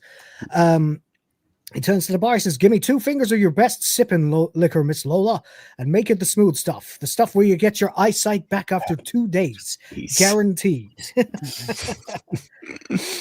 Jimmy is looking out the window. Says, "The Apocalypse Boys is here. They's asking for you, Sheriff." Says, "I'll be right out." Crichton takes a massive gulp of his whiskey, turns around, walks over to the table, drinks another, grabs the whiskey bottle, downs some more of that. Interesting, because Robert Llewellyn cannot handle his drink at all in real life, so they were probably using iced tea for this. Most likely. Yeah. No, it would have had to anyway, BBC rules and stuff. Although sometimes when they shot outside, it wasn't uncommon for them to give the cast a nip of brandy or something to keep them warm. But there you go anyway. So he takes numerous gulps of whiskey before leaving the saloon to face the 4 Apocalypse Boys on the porch. They are, of course, the virus incarnate. The 4 horsemen of the apocalypse are sitting there on their black horses, in their black clothes, with their black hats. Bad guys, man. They're bad guys because they were in black. Bad dudes. Dangerous hombres. So Crichton is very nice. He says, "I don't believe I've had the pleasures, sirs." Death spits some tobacco at him, and it burns into the street like acid, apparently. It says, "Name's Death." And you will notice, of course, that this is the simulant captain from before. Yeah. It says, "These here are my brothers, Brother War." And he laughs and flames shoot out of his mouth. That's not, I'll try and get a shot of him, but it's a little difficult. There's War. It says, "Brother Famine." And he's just stuffing himself with a chicken leg. And he says, "And Brother Pestilence." And it's just this manky looking covered in flies. Yeah. Terrible broken teeth, you know. Yeah. And he's swiping at the flies. Anyway, Crichton says, "Well, you seem like a nice neighborly bunch of boys." Says, "How can I be of service?" And so they all draw, shoot his hat off, and shoot his bottle, which explodes as he dances on the spot, and they're all just firing their guns at his feet, laughing. Says, "We want your sorry ass out of here. You got 1 hour." And he spits another sizzling, acidic bit of tobacco again, whatever. And they ride off. And as they leave, interesting, nice little bit. The sign says, "You are now leaving existence." Yeah. Which I think is cool. Yeah. And there we go. So Crichton takes off his sheriff's star and throws it on the ground. He's given up. Back on Starbug, Lister says he's losing the battle. Look at his life signs. They're barely registering. Cat says, "Isn't there?" Oh, this is the cat speaking for the audience in yet another bit of Red Dwarf meta humor. You know, like the unconvincing red eyes and things like that. He says, "Isn't there some way we can get in there and help him? Somehow turn ourselves into tiny electronic people and get into his dream? Isn't there some sort of gizmo lying around someplace that could do that? And if not," he punches the gun and he goes, "Why not?" It's like literally he's asking for a Deus Ex Machina, you know. That's right. That's right. And so, of course, they immediately have one right there ready. There he's ranting away like this. And if not, why not? Right. But they did their due diligence and actually did the work and set it all up. They did. That's what I mean about the private eye scene earlier on. You, as the viewer, know already that they probably have the technology to do it. And so there we are. Rimmer says, "Look, I think we've all got something we can bring to this discussion, but I think from now on the thing you should bring is silence." I'm using that from now on. Really good. When I just want to say that someone should shut up. Yeah, it's a really nice way of saying shut up. Yeah, Lister goes, no, I think he's got something. And the cat says, "Twice in one lifetime? When you're hot, you're hot." Can't believe the cat is so happy that people have listened to him twice in one episode. So Lister says, "If we link up the artificial reality console," that's what it is, "into Crichton's mind, we should be able to project directly into his dream state like it was a normal computer game." Deus Ex as fuck. Cat says, "Why did I tell you? We don't even have to leave the room. That's right, that's true. You suddenly realize they are standing next to the AR simulation suite that they've obviously put in the medical bay for obvious reasons. Well, you know. Yeah, to clean up after listener. Exactly, yes. That and you know, you might lose a lot of fluids, so you might need to get hydrated. You know? There it is. Got to keep yourself Hooking up hydrated. an IV. There you go. So Rimmer says, what about me? He says, we'll shut down all extraneous systems and power up your hard light drive. Come on, guys. Let's get these wagons rolling. Wagons rolling. I said wagons rolling. What the fuck's wrong with me? So we fire up Streets of Laredo, Interstellar action games. 3 players maximum. How convenient. Everything is very convenient here. But there we go. Why is it Kaya? Stop. Shuck my dog. I can't stop. Shuck my dog. I can't stop. Fucking earworm of a song. I hate it. But there we go. So here we are. They all get into the cowboy game. He says, there we go. I've loaded in some characters from an AR Western game. Choose a player from 1 to 3. Cat says 2, really excitedly. He goes, there you go. You're the Riviera Kid. Special skills, Ace Gunslinger. He says, Rimsey, Uno, 1. That's Dangerous right. Dan McGrew, special skills, bare fist fighting, which you can't believe because it's Rimmer. Says, which leaves me with Britt Riverboat, Knife Man. And Craig Charles was really disappointed. Yeah. He was really disappointed. He's got max stats because he's obviously played all these games before, and he's played clearly more. Yeah, he's the only one with max stats. No. Charm 250. Yeah, I've never noticed this before. Stamina 40, charm 250, intelligence 10. Stamina 100, charm 50, intelligence 50. Fair enough. Yep. And listed 100. Yep. Well, there you go. Also, I like how that looks like a proper NES game or something. Yeah, no, that's what I was about to say. It looks like the Virtual Boy. Kind of, yeah. Or it kind of reminds me of like an Atari sort of thing where you'd see the character profile, like there's very basic lettering and stuff. Right. But anyway, or maybe not an Atari, more like a Commodore or something. But anyway, it doesn't really matter. Yeah, it is. It is also very Rimmer though to think that number 1 is the best and it's the one that has the lowest stats. And one more thing, I just love how this is only 200. Glasses. Oh yeah, you're right. He's literally only got 200 stats. Yeah, you're right. Yeah, clever, very good.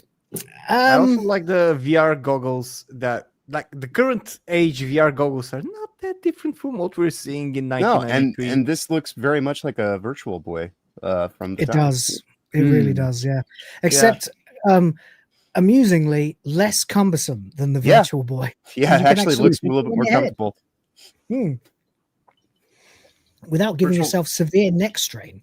Right, Virtual Boy was a little bit front heavy, so you had to like you had to stick your face in it like you're going down on it, you know? Right. I mean, what's interesting is the way they have to. Unfortunately, it was all in red, so even if you're earning your wings. Indeed, your red wings. Anyway, there we go. We've all done it. So anyway, they enter. So Rimmer says, and we definitely can't get hurt. He says, no, it's just like a normal computer game. You can get out at any time. There's a button on the inside of the glove. When you want to get out, just clap. Although we do see Rimmer clapping a lot. Obviously, it won't work. But even before that, when he's about to pick up this bit of wood, he dusts off his hands. Right. And I thought, okay, but we will allow it. It's Red Dwarf. And we'll be very generous to Red Dwarf always. But there you go. Anyway. He says, okay, Riviera. Okay, Dangerous. Let's mosey on into town. And then they all put their helmets down and maybe sort of stand for a second and then gallop. Right. Maybe when you do that does not look like a galloping. Maybe when you do the button press, you actually have to actively be thinking about ending the game as well. Perhaps. Yeah, I figured it was something like that. Yeah. I figured it's. I mean, the original AR machine that they had for Better Than Life literally had to be implanted into your brain. So, whereas they have a more sophisticated one now. Excuse me. So anyway, This is brilliant. The next scene, I love this whole fucking scene. From now till the end of the episode, it's just glorious. In fact, why am I saying now? It's been great so far. Yeah. So in they come, the three of them riding into town on their horses. And they stop at the saloon and they make their way into town. And they don't say anything much, but they head into the saloon because obviously they already saw where they're going. And so they walk in. Cat and everyone looks at them a bit funny. I mean, they've literally got the cat dressed in this ridiculous, ornate sort of Mexican bandito outfit. Gaucho. Yeah, and the other two are just dressed like normal cowboys. So yeah, there we go. They walk in. Rimmer says, "I've seen westerns. I know how to speak cowboy." So he approaches the bar, walks up, still with a plinky blanky blinky blonky in the background, walks right up to the bar and goes, "Dry white wine and Perrier, please." And he goes, dandy. He turns around and goes, "And what about you two chaps?" In like the most British accent ever. And Lister says, "Rimmer, what westerns have you seen? Butch Accountant and the Yuppie Kid." The cat says, "Lead this to me." And he's got this Spanish accent kind of going on, Mexican accent kind of in the whole episode now. He goes, "Leave this to me." He goes, "This sounds like a job for the Riviera Kid." At which point he does a sudden tiny little Mexican dance as a guitar accompaniment comes in. He goes, "Dun, dun, dun, dun," like that. Which I really should play the audio for it, but it's one of his special powers. We can. All right, fine. 1 second. Hold on. I'll be quiet, put guys. the audio on for a sec. Mute yourselves for a second so that we can at least do it once for everyone to hear. Let me put the sound on. And what about you? Hear it? You two chaps? Remember, what westerns have you seen? Butch Accountant and the Yuppie Kid. Pausing for, Leave this to me. This sounds like one for... Oh, no, he hasn't got an accent. The Riviera Kid. There you go. All right. So that's it. Yeah, but in the next moment when he actually starts talking, he does speak with to her with a Spanish accent. I've never noticed that he only has it then though. So yeah, correct. So he walks up to the woman and he goes, "Hey, señorita, tequila, por favor." And she says, "What?" And finally Lister with the most charisma says, "He means 3 shots of gulping whiskey, ma'am." He's just tired of them both already, Right. So actually, they all I thought because Cat is at 300 as well, but I thought most of his points were in charisma. It was like 200. Oh, you're right. Yeah, you're right. Yes, he's got apparently more charisma, but he speaks Spanish. So yeah, that's right. It. Lister's the most balanced one. That's it. Yes. So anyway, that's right. And they all throw back their shots. Do we get a shot of that where they're all turning around to drink? Yep. And they all throw back, and then you get this smoke effect that comes over them as they do it. Rimmer's like clocking his. Rimmer's still staring at his. That's right. Yeah. Rimmer goes. Lister says, "Mighty smooth." The cat says, "I was expecting something with a little more kick to it," like that. And Rimmer, yeah, that's right. He hasn't drunk his. He's contemplating it, but he turns around and he says to the woman, "Come on, where the fuck is it?" He turns around. He says, "I don't suppose you've got any ginger ale mixers." And she, as soon as he says it, she spits the cork from the whiskey bottle right into his face. So there we go. He says, "I'll take that as a no then. I'll have it neat."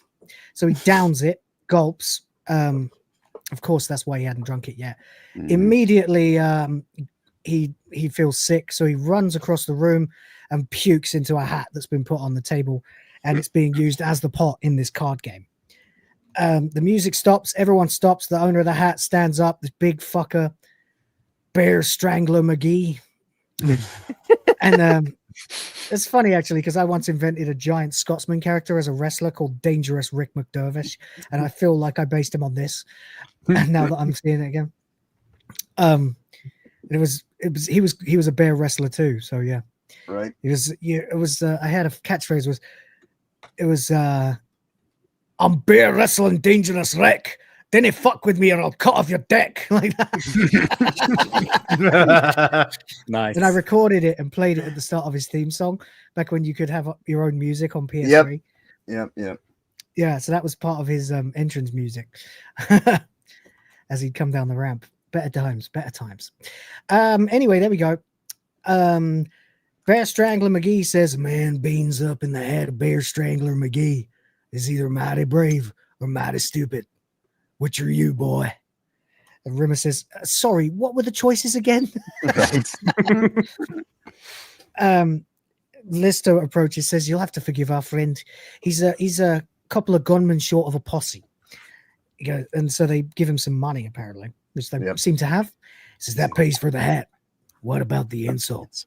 Rimmer says, okay, you're a fat, bearded git with breath that could knock out a grizzly.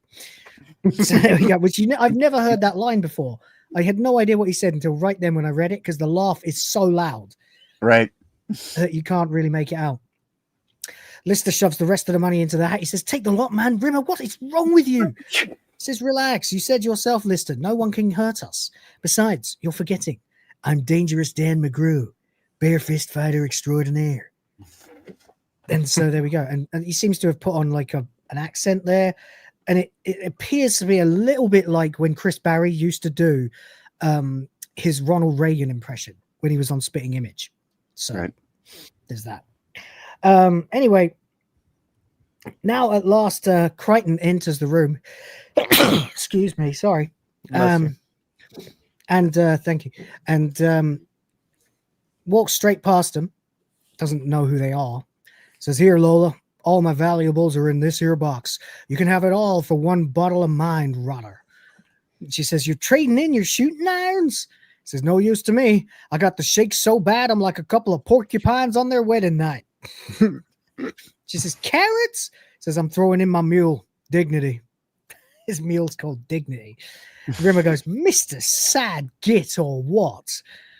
And Crichton is drinking. Lister says, Crichton, it's us, man. So sorry, friend, I don't believe I've had the pleasure. Lister says, Crichton, don't you know who we are while you're here?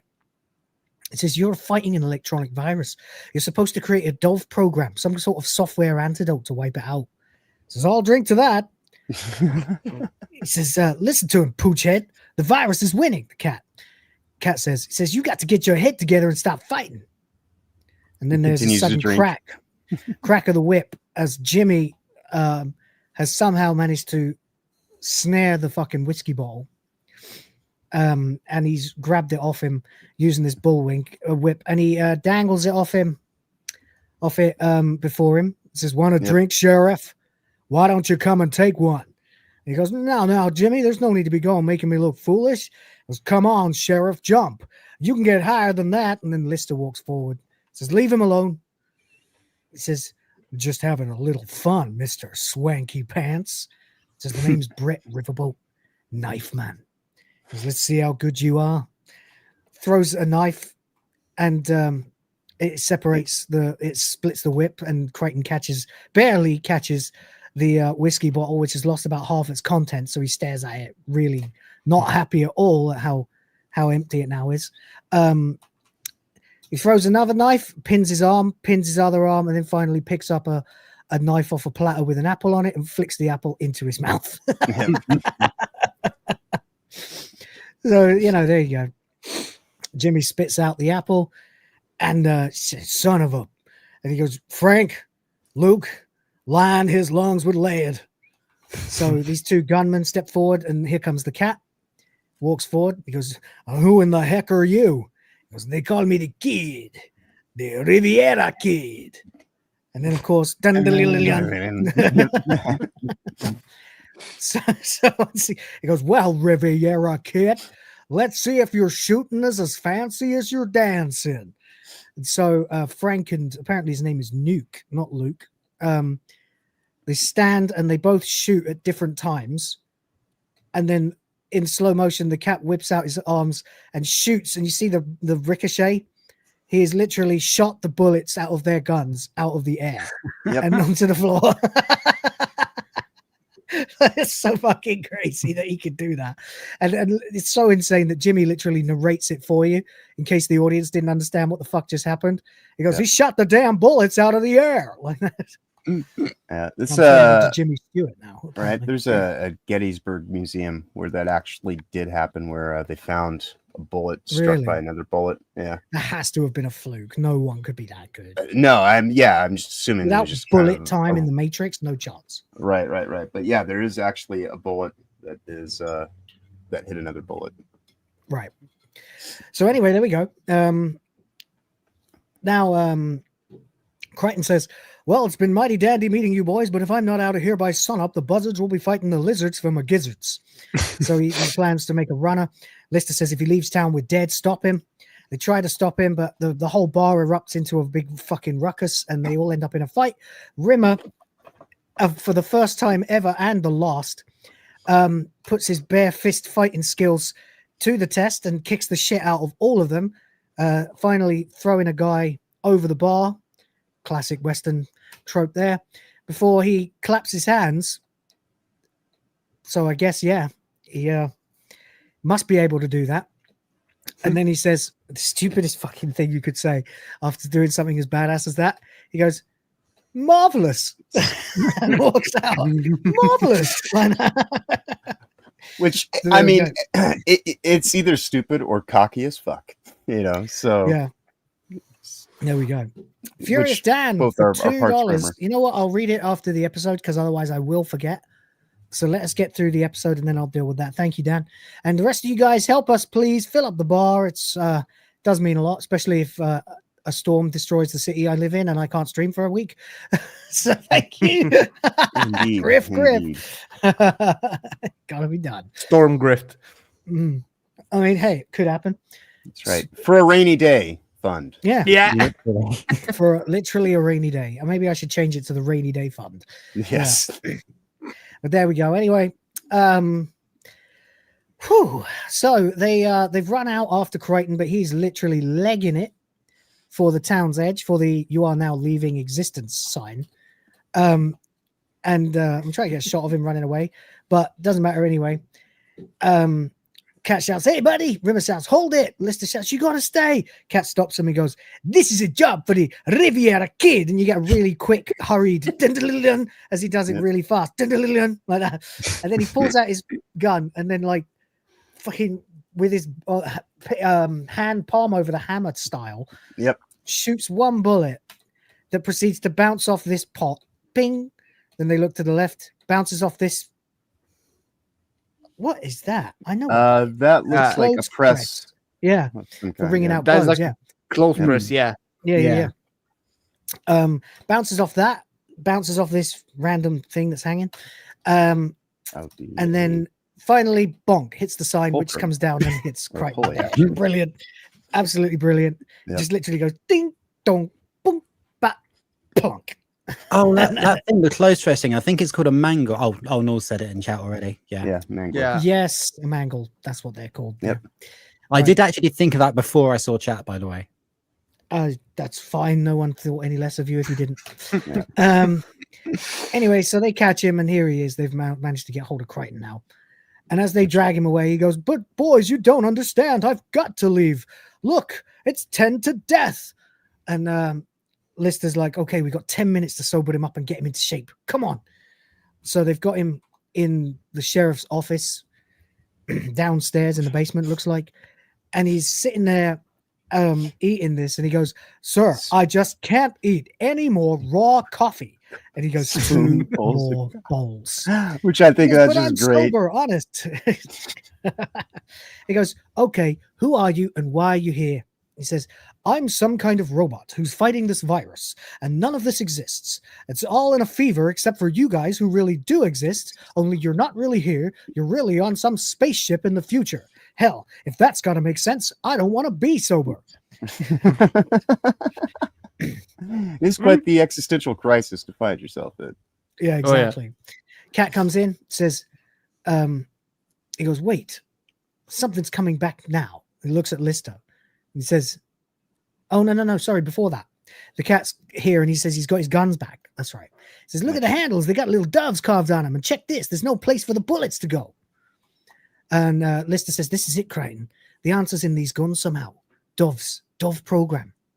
And Crichton says, wait, something's coming back now. And he looks at Lister. And he says, you, sir, whenever I look at you, I get an image of curry and early morning breath that could cut through bank vaults. And then he looks at Rimmer and he goes, and you, sir, there's something familiar about you too. I get a name. He goes, Smeed. Rimmer says, Smeghead? He goes, that's it. He says, he remembers me. And we have now crossed the line, guys. We're through the looking glass now. We've crossed the Rubicon. Rimmer is officially accepting his name as Smeghead. You know, it's that whole thing about it can't be a weakness if you make it a strength. So, you know. I mean, I think he's just happy that they're not going to die if Crichton's online. Yeah. It's a brilliant the way that Crichton does it as well, like yeah, just a brilliant callback to series 4. Yeah, exactly. It is great. Yeah, he's done it since then too. Actually, I can't remember what episode it was. It was in series 5. He did it as well. It was in series 5 when he was in the spaceship. Yeah. Yeah. What a smee. He goes like that. Yeah. Anyway, so Lister says, the guns, Crichton, do the guns mean anything to you? He says, something. They mean something. If only I had more time. Cat says, psst, company. So they walk out onto the streets of Laredo. The Apocalypse boys are here. They've come back to finish off the sheriff. Death says, got yourself a little help there, Sheriff. Crichton says, now I remember you. You're a computer virus, traveling from machine to machine, overwriting the core program. Death says, have infection, will travel. That's me. Let's see if we can't tip the balance here a little. And he throws his hand up into the air and lightning comes out as Crichton is washed in this sort of electronic light. And the screen of the AR machine reveals that their special skills have been erased. So they are now just themselves. Yep. In costume. in the game. In costume, that's it. And the cat says, what is he doing? And Rimmer says, he's stalling. He's put on an accent. He goes, he spotted us for what we are. A bunch of mean, macho, badass desperados. We're going to kick his bony butt clean across town. And he says, enjoy the show. And walks off as everyone gets ready. Enjoy the show. He's going to kick their ass. That's right. So he steps forward. He goes, who's got the guts to go with me one-on-one? Hand-to-hand. Mano a mano. War steps forward. Lister says, cover him. Cat tries to draw his guns. Riviera Kid style. Yep. You hear the... But he fumbles the guns and drops them onto the ground. He goes, damn, I've lost my special skills. So Rimmer walks over to this hitching post and tries to lift it because War's done it. Yep. Rimmer tries again, can't do it, spits on his hands, dusts them off, and still can't do it. Lister tries to throw a knife, realizes he's also lost his special skills. He shouts, Rimmer, the virus has spread to the AR unit. We've lost our special skills.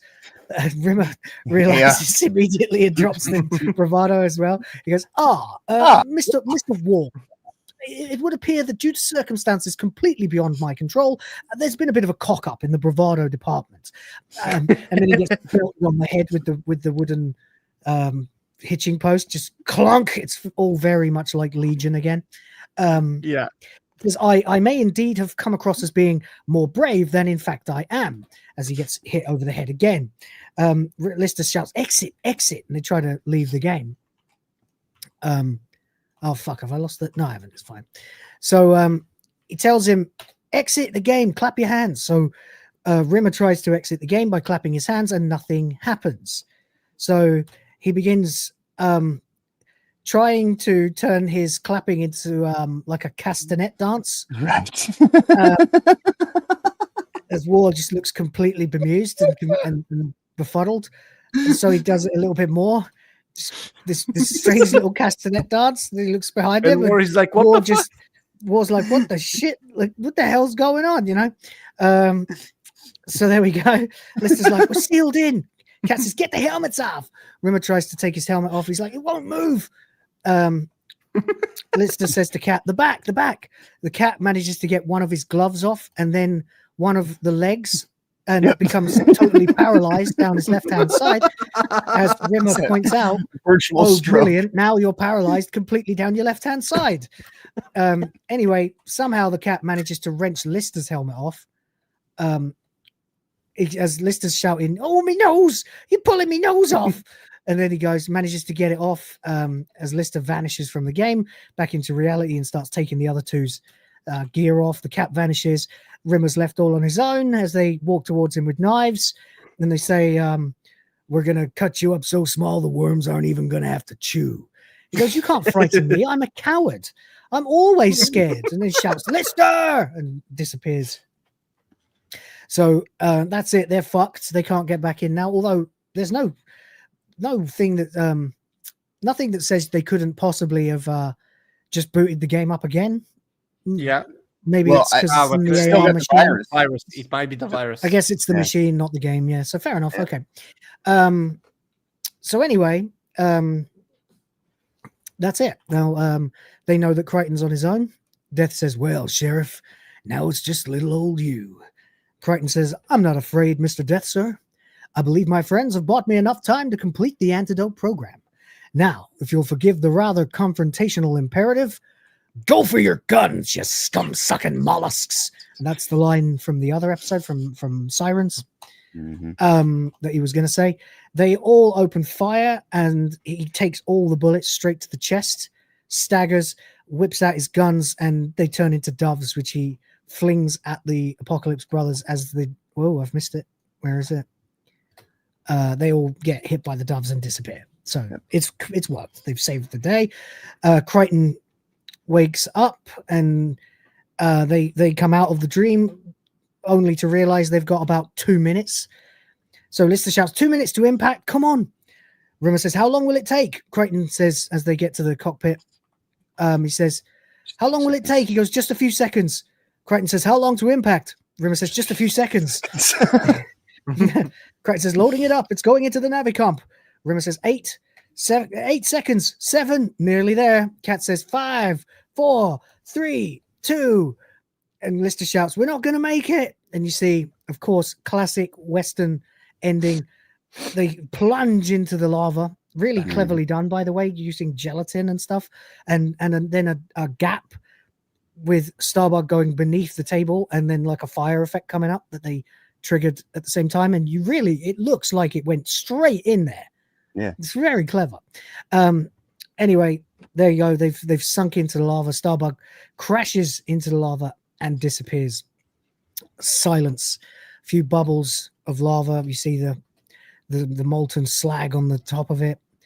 And suddenly, out of nowhere, blasting out, Starbug reappears covered in lava. His hull is in flames, picking up speed. It manages to climb into the sky at a dizzying angle as all of them shout, "Yeehaw!" That's right. Of course. And they ride off into the sunset. Into the sunset. Yeah. Which, of course, you have to do because it is the only way to end a Western. Yep. Riding off into the sunset. As the credits begin to roll. Yep. And we get very Western style. a westernized version of the Red Dwarf theme playing over. Like a dung diddle lung diddle lung diddle doo doo doo doo doo doo doo doo kind of thing. And it's really, really good. And that's it. They blast off into the sunset. And there we go. Sardoc says, "Molten slag. I thought a certain failed urinalist didn't exist when this episode of Red Dwarf was shot." Let's see now. Well, what is she, like 36, 37 or something? Somewhere around there. She's in her 30s, so she would have been born probably late 80s. She might be my age. Yeah, it would have been a few years younger than me. Late 80s. So she would have been a toddler. Yeah. Maybe a 4 or 5 year old by then. Yeah. Still not yet ideologically captured. She entered her terrible twos and never left. There you go. Yeah, fucking masterpiece. Yeah. Absolute colossal episode. Perfect in almost every way. I really can't think of anything wrong with it. Masterpiece is the exact thing that Eris last night when we were talking. He's like, "So you haven't seen the episode yet?" I was like, "No, I'm going to do that as soon as we get done doing this." Is what I'm, He's like, "I don't want to oversell it, so I'll just say that it's a masterpiece." Yeah. Oh, it's an absolute banger, this episode, and I do occasionally reference where I think they got the inspiration for, and I'm absolutely certain they got it from Star Trek Season 1, Episode 8, where Picard was stuck in the holodeck. And I know that I'm making these references a lot, but it's they were because referencing things like that though all the time, and inspired by what the contemporaries were doing. So and the thing is that they're exactly doing what they should be. They're doing best. They're taking that idea and they're turning it into a great comedy with everything that they can throw it, and win the fuck all budget. And it's great. It's perfect. Mm-hmm. Yeah, it really is. I mean, you've taken a show that began as it did, which we've established.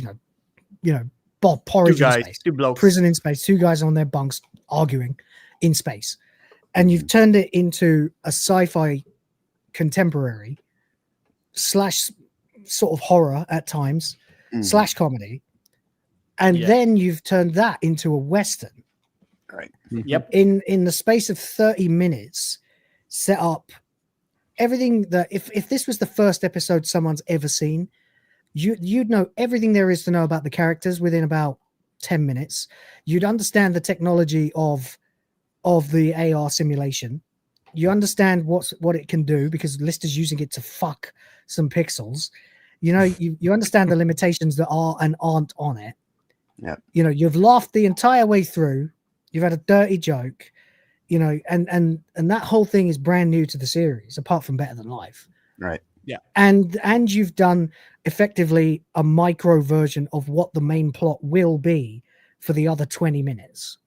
It's titanic. It's just incredible fucking writing. Like they just hit it out of the park. Like right. There is no way to explain it. Nothing does as good a job of setting up its universe other than possibly Star Wars. Right. And it also establishes the crew as they are now, being these space raiders effectively. Yeah. And go into these uncharted, dangerous areas of space. Right. Which becomes very important in the next episode. Indeed. Really but I do have a little theory that I wanted to share about that very last scene where they plunge into the lava and come back out. Mm-hmm. I think they were only able to do that because of the upgrades that the simulants made to Starbug. Oh, sure. I've thought that too. Yeah. Probably, yeah. Starbug would never do that normally, but they must have made it through because of the extra armor upgrades, weapons upgrades, speed upgrades, everything that they have. Which is also a really cool thing because now Starbug is even more capable, along with the guys. They don't just have to use garbage. The necessary upgrades. Yeah. Starbug. They've destroyed like 3 Starbugs by this point. In other episodes, they've sunk one. The first time they took it out. They what else? One got fucking near annihilated and marooned. That they've crashed a bunch of them. Doesn't matter anyway. But actually, I think we worked it out. They should be on like Starbug 7 by now. Yeah. But whatever. Anyway, this one is built to last apparently. So that's good. Yeah, that's what I mean about that simulant thing. It kind of like it gets rid of any plot holes about Starbug being vulnerable because lava-proof, you can just say, oh no, that's because it was upgraded by the simulants. That's why this Starbug can do this and the others couldn't. True story. Definitely. Yeah, great episode.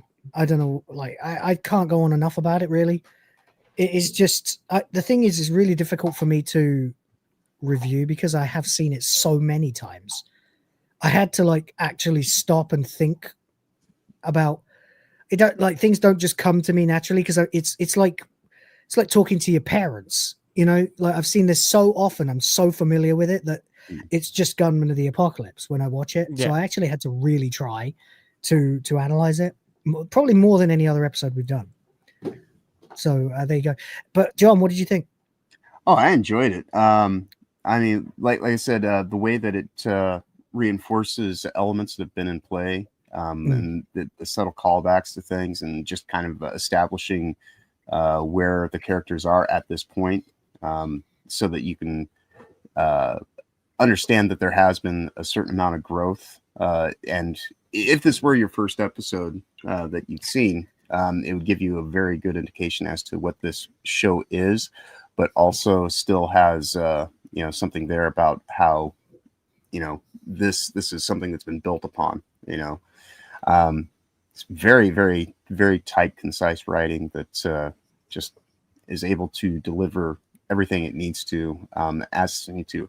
And the only reason why I said I think I kind of like the next episode better, it's kind of like how I say Peter Capaldi's my favorite Doctor from the last 20-year run. Not necessarily the best Doctor, but it's my favorite Doctor. So I kind of this is technically on achievements and everything like that. I think this episode is as tight as it can be, effectively. But when we get into the next episode, there's two things that make it just kind of like, okay, this is great. This is great to see right now. And so I just kind of enjoyed, certain callbacks that will happen when we get into Emohawk. Yes. Because the whole thing about the Emohawk is, to most people it would be a detriment, but not necessarily everyone. So yeah, no. This is another great episode, the Emohawk. It's a little bit less, it's a little bit in the shadow of Polymorph 1, but it is no less a fantastic piece of TV. Any final thoughts on Gunmen of the Apocalypse though? Can you see why it won an Emmy? Oh yeah, say it's technically sound all the way through on every aspect that you would judge something like that. And it looks great. The acting is just too standard, which is excellent at this point. The writing is the best thing for me. One of the best things about it, with the writing, is the way that they've chosen the mechanoid, like the least human character, to be the one who portrays the classic amnesia story. Yeah. So it's less of a trope and it feels more fresh, even though every show's done it. The idea that the Crichton once again throws himself under the bus to save everybody. They would have died so many times by now if they didn't have Crichton on board. It really, when you think about it, he is the absolute MVP of the crew.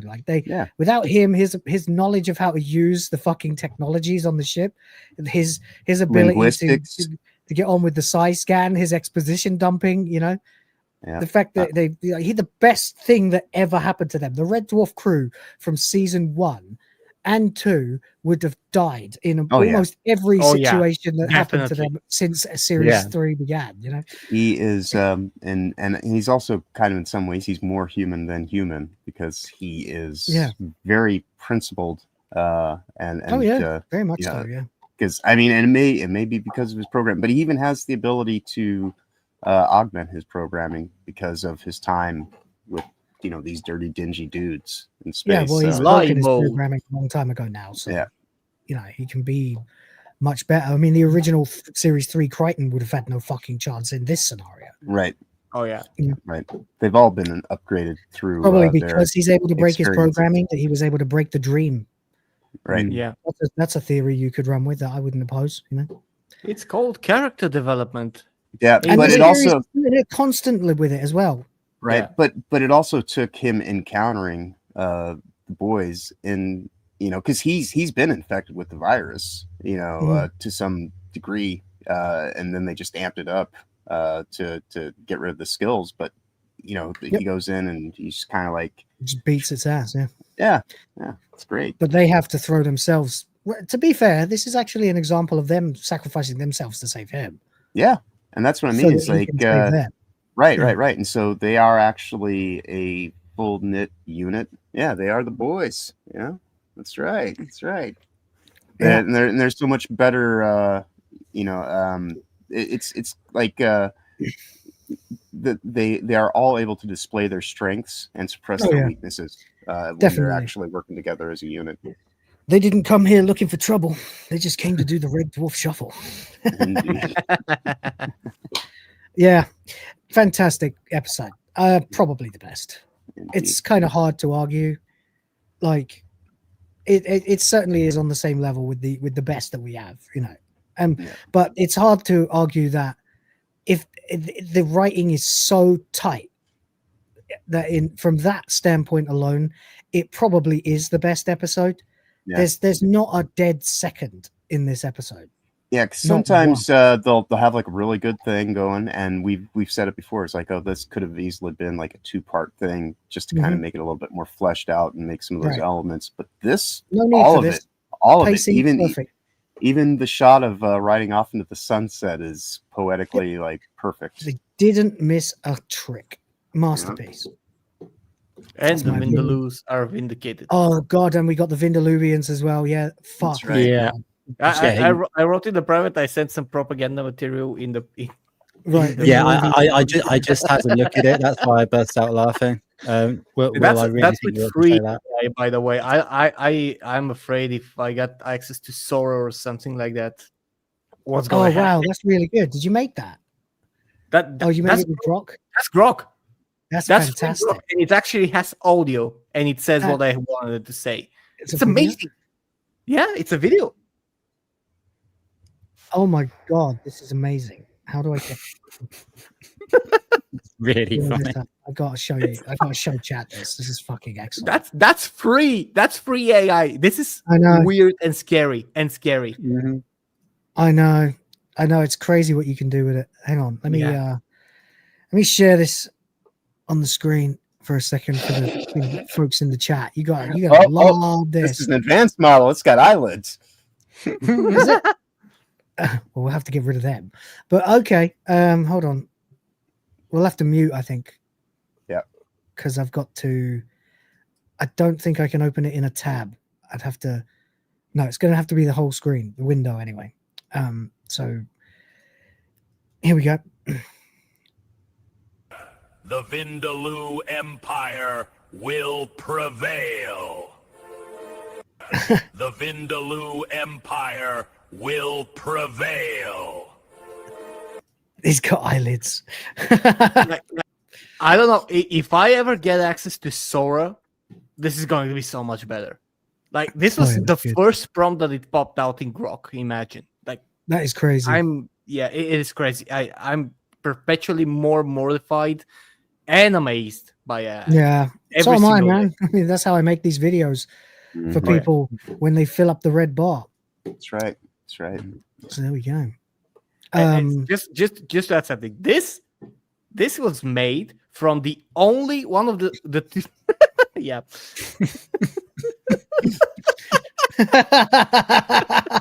You gotta share that. You gotta post that. That's too good.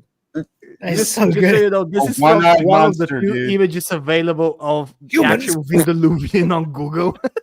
The Vindaloovian people despise all humans. How many Vindaloovians are going to show up on the next Jackbox stream? Oh, mate, yeah. The Vindaloovians. That needs to be a sticker. That needs to be a sticker. Mate, I have loved this joke since the first time I saw it. I am absolutely. Have we got? Let me see how many memberships we've got. Because we only needed a few more. How many more custom emotes are you capable of getting? That's what I mean. Yeah. Yeah. So if we've got memberships enough, then I can add another emoji. But I don't know. Hold on. Let me go into studio and just take a quick look. Great thing too is the VLM look like suggestive of cat's teeth. Oof, maybe. Oh yeah. Little. Hold on. Let me see, because we've got quite a few at the moment. I might be able to. No, apparently we need 8 more memberships. Well, and I'll be able to get another. 3 more memberships, and we're on task for the Jackbox, and 8 more, and we can have Vindaloovian emoji. Yeah. Goals, people. That's brilliant. How's that? Well done. Yeah. I'm just, and again, there are 2 images in existence when you do a Google search for Vindaloovian, and they're both from the wiki. And then it's so low resolution, and it manages to upscale it. Fuck. I don't know. We're headed into some weird territory. I use Grok now, Grok Imagine, to make thumbnails because I can find an old retro crap quality image of something, turn it into a video, screenshot it, use image upscaler, and you've got yourself a brand new shiny image of that thing in a different position that no one's ever seen before. So yeah, genius. Right, hold on. I've got a couple of super chats. Furious Dan jumped in earlier for $2, says, hey, Will, I sent you 2 clips. Okay. Let's have a look. Let's have a look. Okay. Let me see if I can.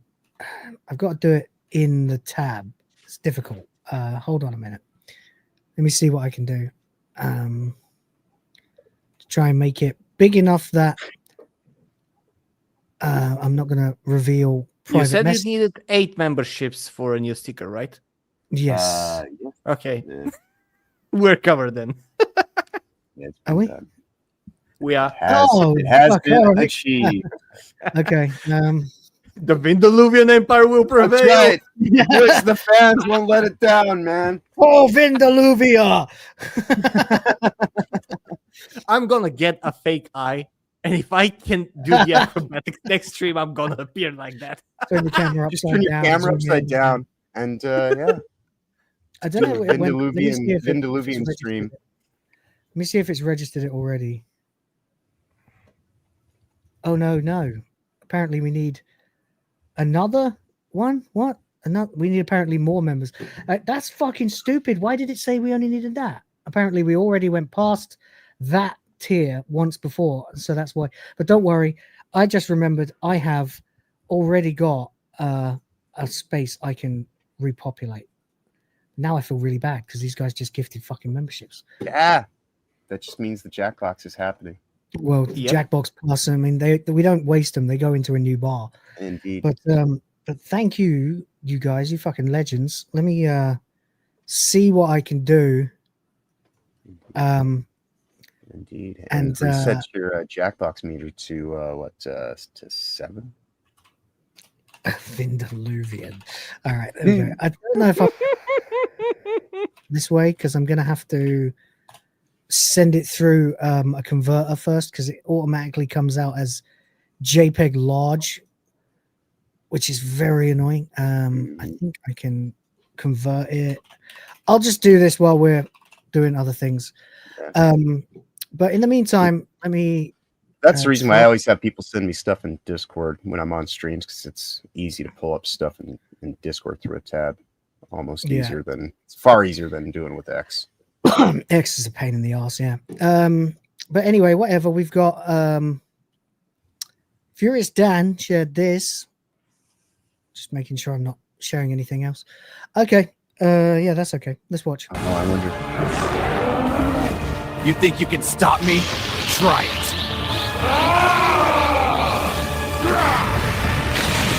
Time to finish this. That's what happens when you mess with Furious Dan. Yeah, Dan's in the process of making he's making an intro for making his own shows. anime, yeah. And he is putting together an anime, yeah. I've seen I don't know if these are the same clips I saw the other night, but there's a car chase going on. All right. Little Karen trolls neighborhood. I just saw a kid take 3 pieces of candy. 3! This isn't HOA approved. It's not that hard. Just follow the rules. Oh my gosh, the fog is triggering my asthma. Hey, God! Don't record me. That's against my HIPAA laws. Hold her here for a reason. Sign says take 1. Here, right now. Just say get the fuck here. Here, right. The sign says take 1. Here, right now. I am the HOA president. Is candy's fun size? Fun for who? Aren't you a little old to be trick-or-treating? And I'm reporting back to the HOA. Excuse me? Do that again? I'll let you speak to your momager. It looks like the spirit of Halloween threw up. Oh my god. And ew. This is brilliant. This is so perfect. This is brilliant. My toxic trait, being right. No inflatables, but You got a black Velma there too. yes, Ow, but- Steer wheel. They got that from Home Depot. Ugh, again with the grass. Fire hazard. Fire hazard. Get me out. Out. Jesus Christ, that is. I can bet a lot of things that there's an actual Karen somewhere that's commenting on this. Clearly This they is live. not funny. Yeah, I think clearly she's they live right. in. Yeah. They have to live in a cul-de-sac or something that's got. Yeah. That's crazy, man. That's a costume Thank you. based Very on funny. someone. Very good. I had no idea that was a real thing. That's fucking cool. And Noel is here for €10. Thank you. Says for the rainy day fund. Image in Discord chat. I already pulled it up. It is, of course, The Simpsons. 1 second. And it's the episode The Hurricane. Thank you, I think. Hopefully that will not happen. It really was a big fucker last time when that did happen. We like literally the whole place was devoid of power for 3 weeks, more or less. Like we had Christmas where we only had like 6 hours of power a day, and that was us in a place that had generators, like 6 generators, huge fucking generators too. Whereas now where I live, I do not have a generator yet. Yeah. So I'm going to have to look into that, although they're fucking expensive, especially if you're kicking out the kind of power that we are, having a 5-bed house with 3 air cons and me running this all the time. It's not cheap, but I'm going to have to look into it. Definitely. So thank you very much for the rainy day fund. I do appreciate it. Hopefully nothing will happen. Hopefully I'll be here on Tuesday as scheduled and nothing will go wrong. But along with your generator, you should also look into getting a UPS for your. I have one, but it's such a fucking power absorber. Right. That it like doubled my electricity bill. Oof. Oh, what? It's an uninterrupted power supply. Yeah. Yeah. So it's a big fucking thing that like this size that you plug your computer into and then plug that into the mains and it holds charge. Yeah. So you can continue to run your computer for like a couple of hours or maybe longer afterwards. They're very, very handy. Of course, in this scenario, it wouldn't make a difference anyway because it would only give me enough time to probably realize that I can't connect to the internet anyway, if it's like last time. Anyway, I don't know if this is going to happen. It's not guaranteed. It's a slight chance that it could escalate into Super Typhoon. If it does, we're all in trouble, basically. That's it. It will be worse than the earthquakes by far. Right. So there we go. Anyway, you never know. We might get lucky. And thank you for the 10, buddy. 10. That's 10. Do you know what that number is? That's 10. 10.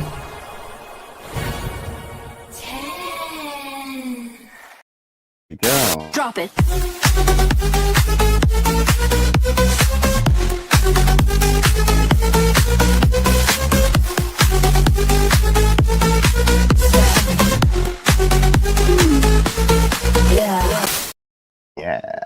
Yeah. Thank you very much. Appreciate it. And hold on a minute. Don't know if it'll fit or not. I'll have to make it better later. I can only put Vindaloo. All right, I'm publishing the emoji as it stands right now. I'll tidy it up later. Indeed. Oh, it's not got a 1-to-1 aspect ratio. That's why I can't do it. Okay, for fuck's sake. Is there anything else, you son of a bitch? All right. It's not square enough, sir. Fucking outrageous. Outrageous. I don't have fucking time to open Photoshop and start fucking with it. I'll do it later. You can do it on Canva, by the way, just so you know. I know, but I'm also trying to host a stream right now. Yeah. No, I mean if you're doing it on Photoshop. Yeah, I was gonna say if you want to send me the image, I can take care of it in like 10 seconds. All right, fine, do it. Make a square version and turn it into a regular JPEG. Yeah. Where's the image found? In our chat. Okay. Cool. All right. Groovy. Let's move on then. Before we start Polymorph 2, I need like 2 minutes to go and just double check everyone's okay, various things like that. So if you can just tie this over, when we get back, I'll do the memberships as well. Okay. No worries.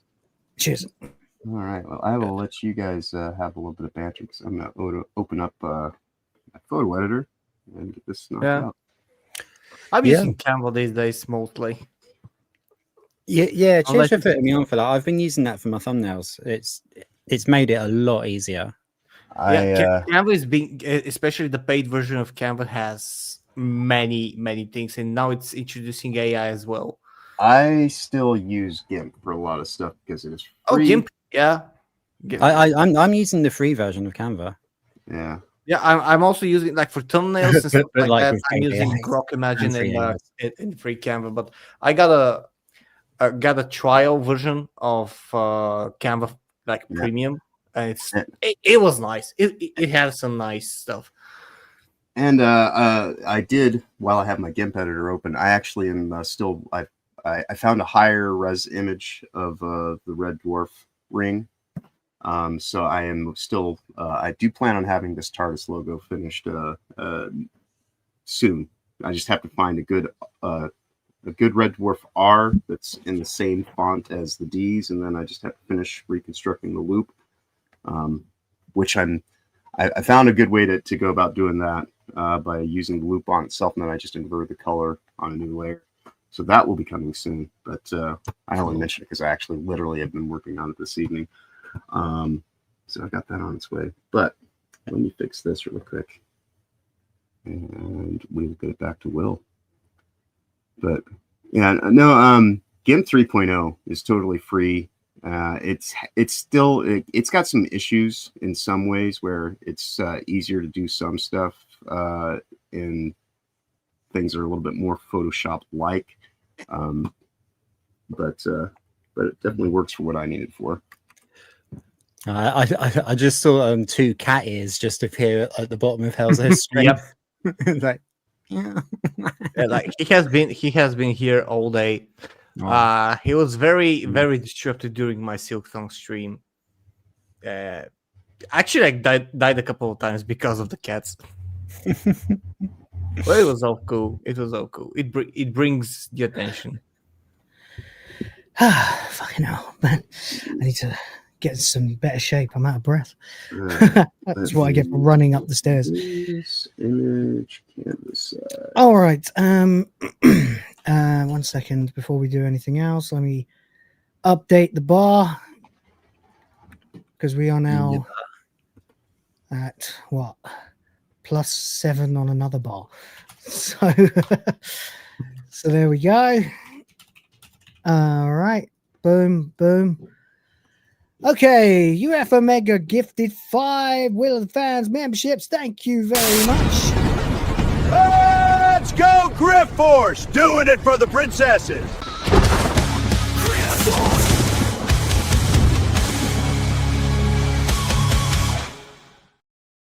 Then our boy Helzo Disgusting gifted another 5 memberships, making 10.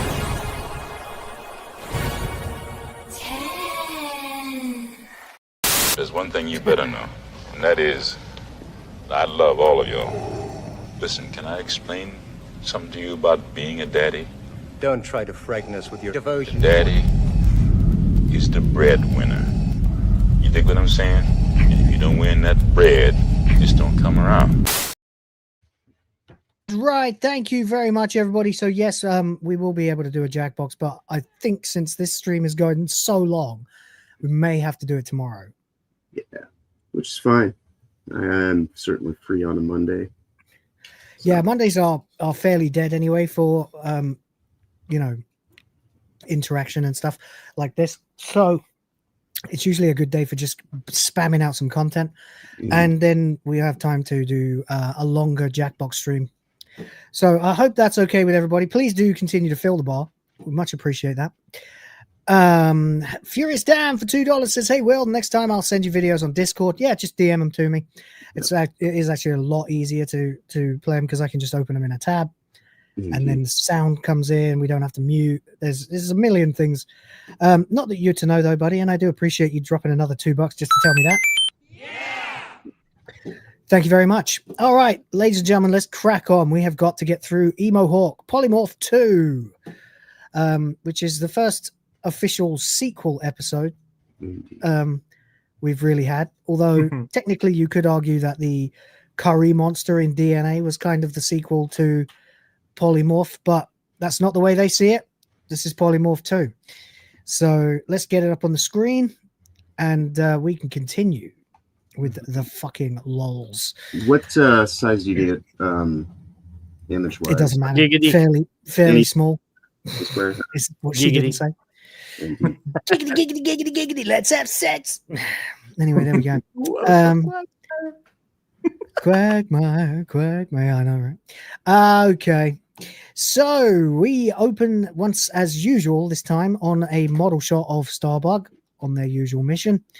And we enter the sleeping quarters where Lister and the cat are both asleep. Interesting that we see the cat sleeping. Usually he would just steal Lister's bunk before. We never really ever saw the cat having a sleeping quarters. Just saying. Anyway, Rimmer runs in and shouts, "Scramble, scramble, all hands on deck, emergency drill, scramble!" And then runs off. Get a shot of Lister with absolutely no movement whatsoever.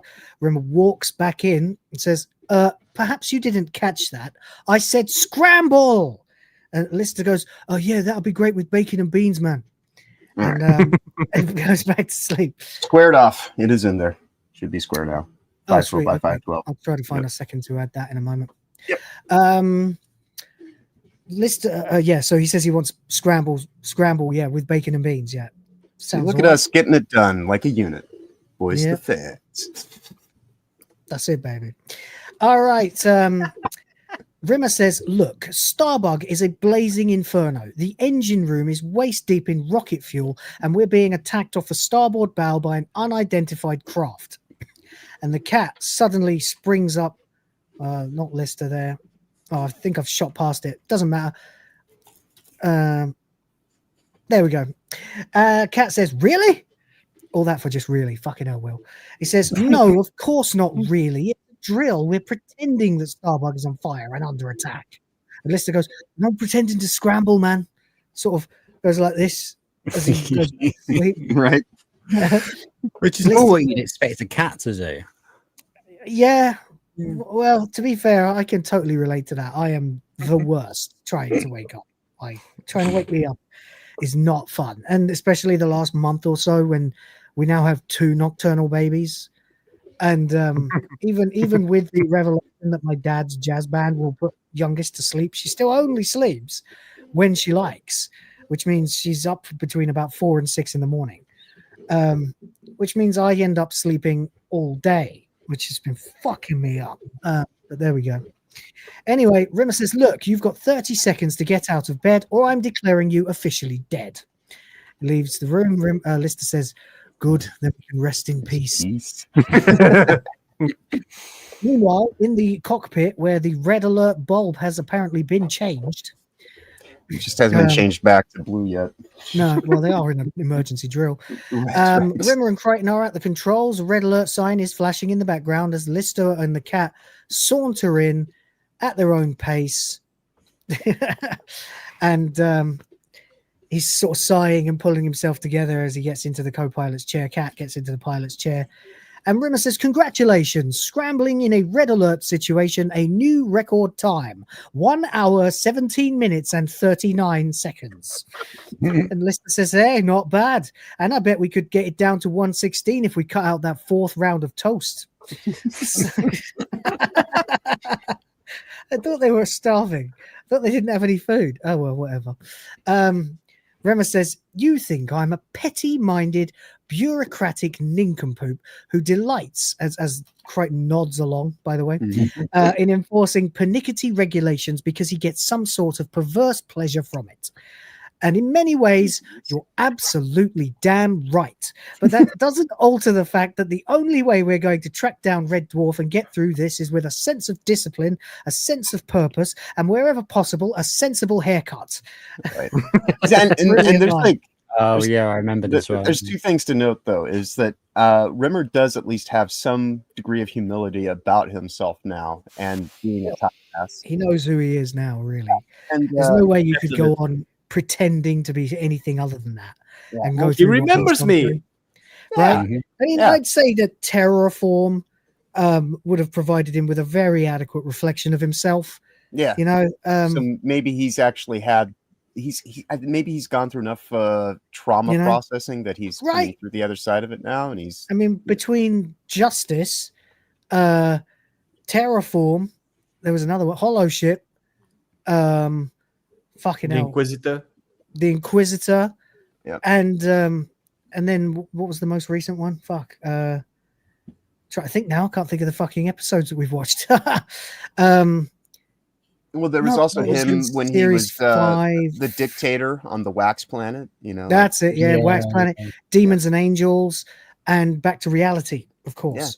Yeah. So to show him exactly who he is. Yeah, and the other point that I wanted to mention is he had to embrace being Rimmer because it was better than being Billy Doyle.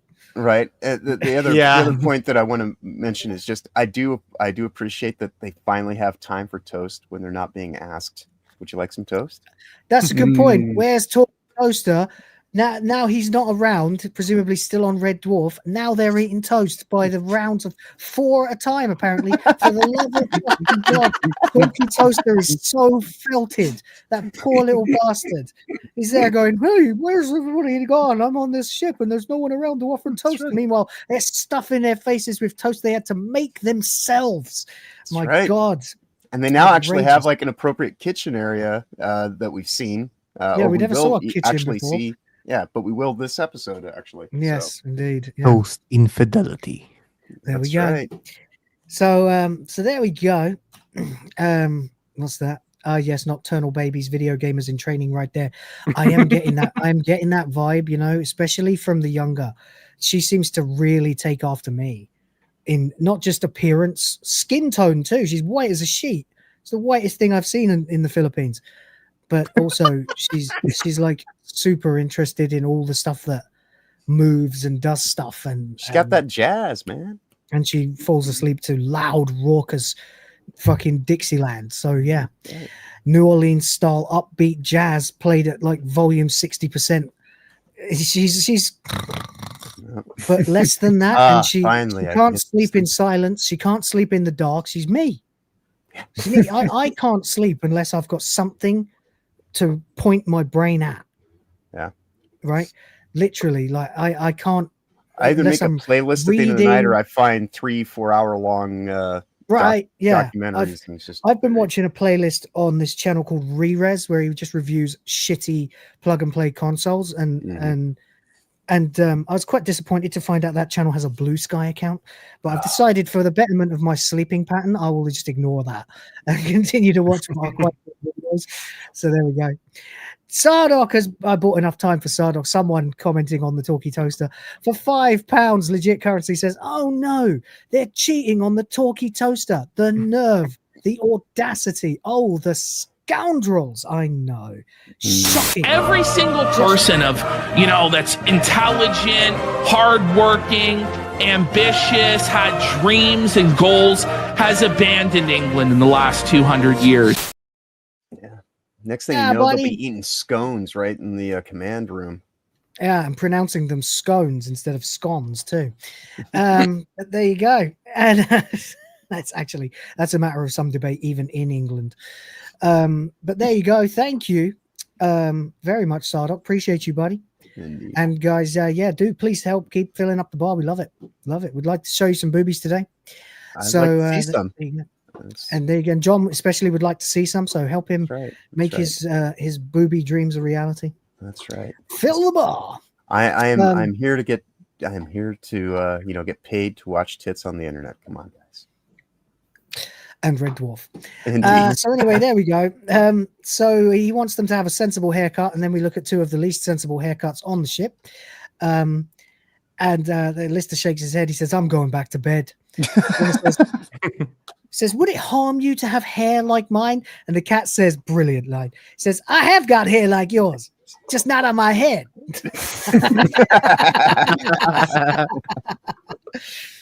River says, "Well, I'm no stranger to the land of scoff.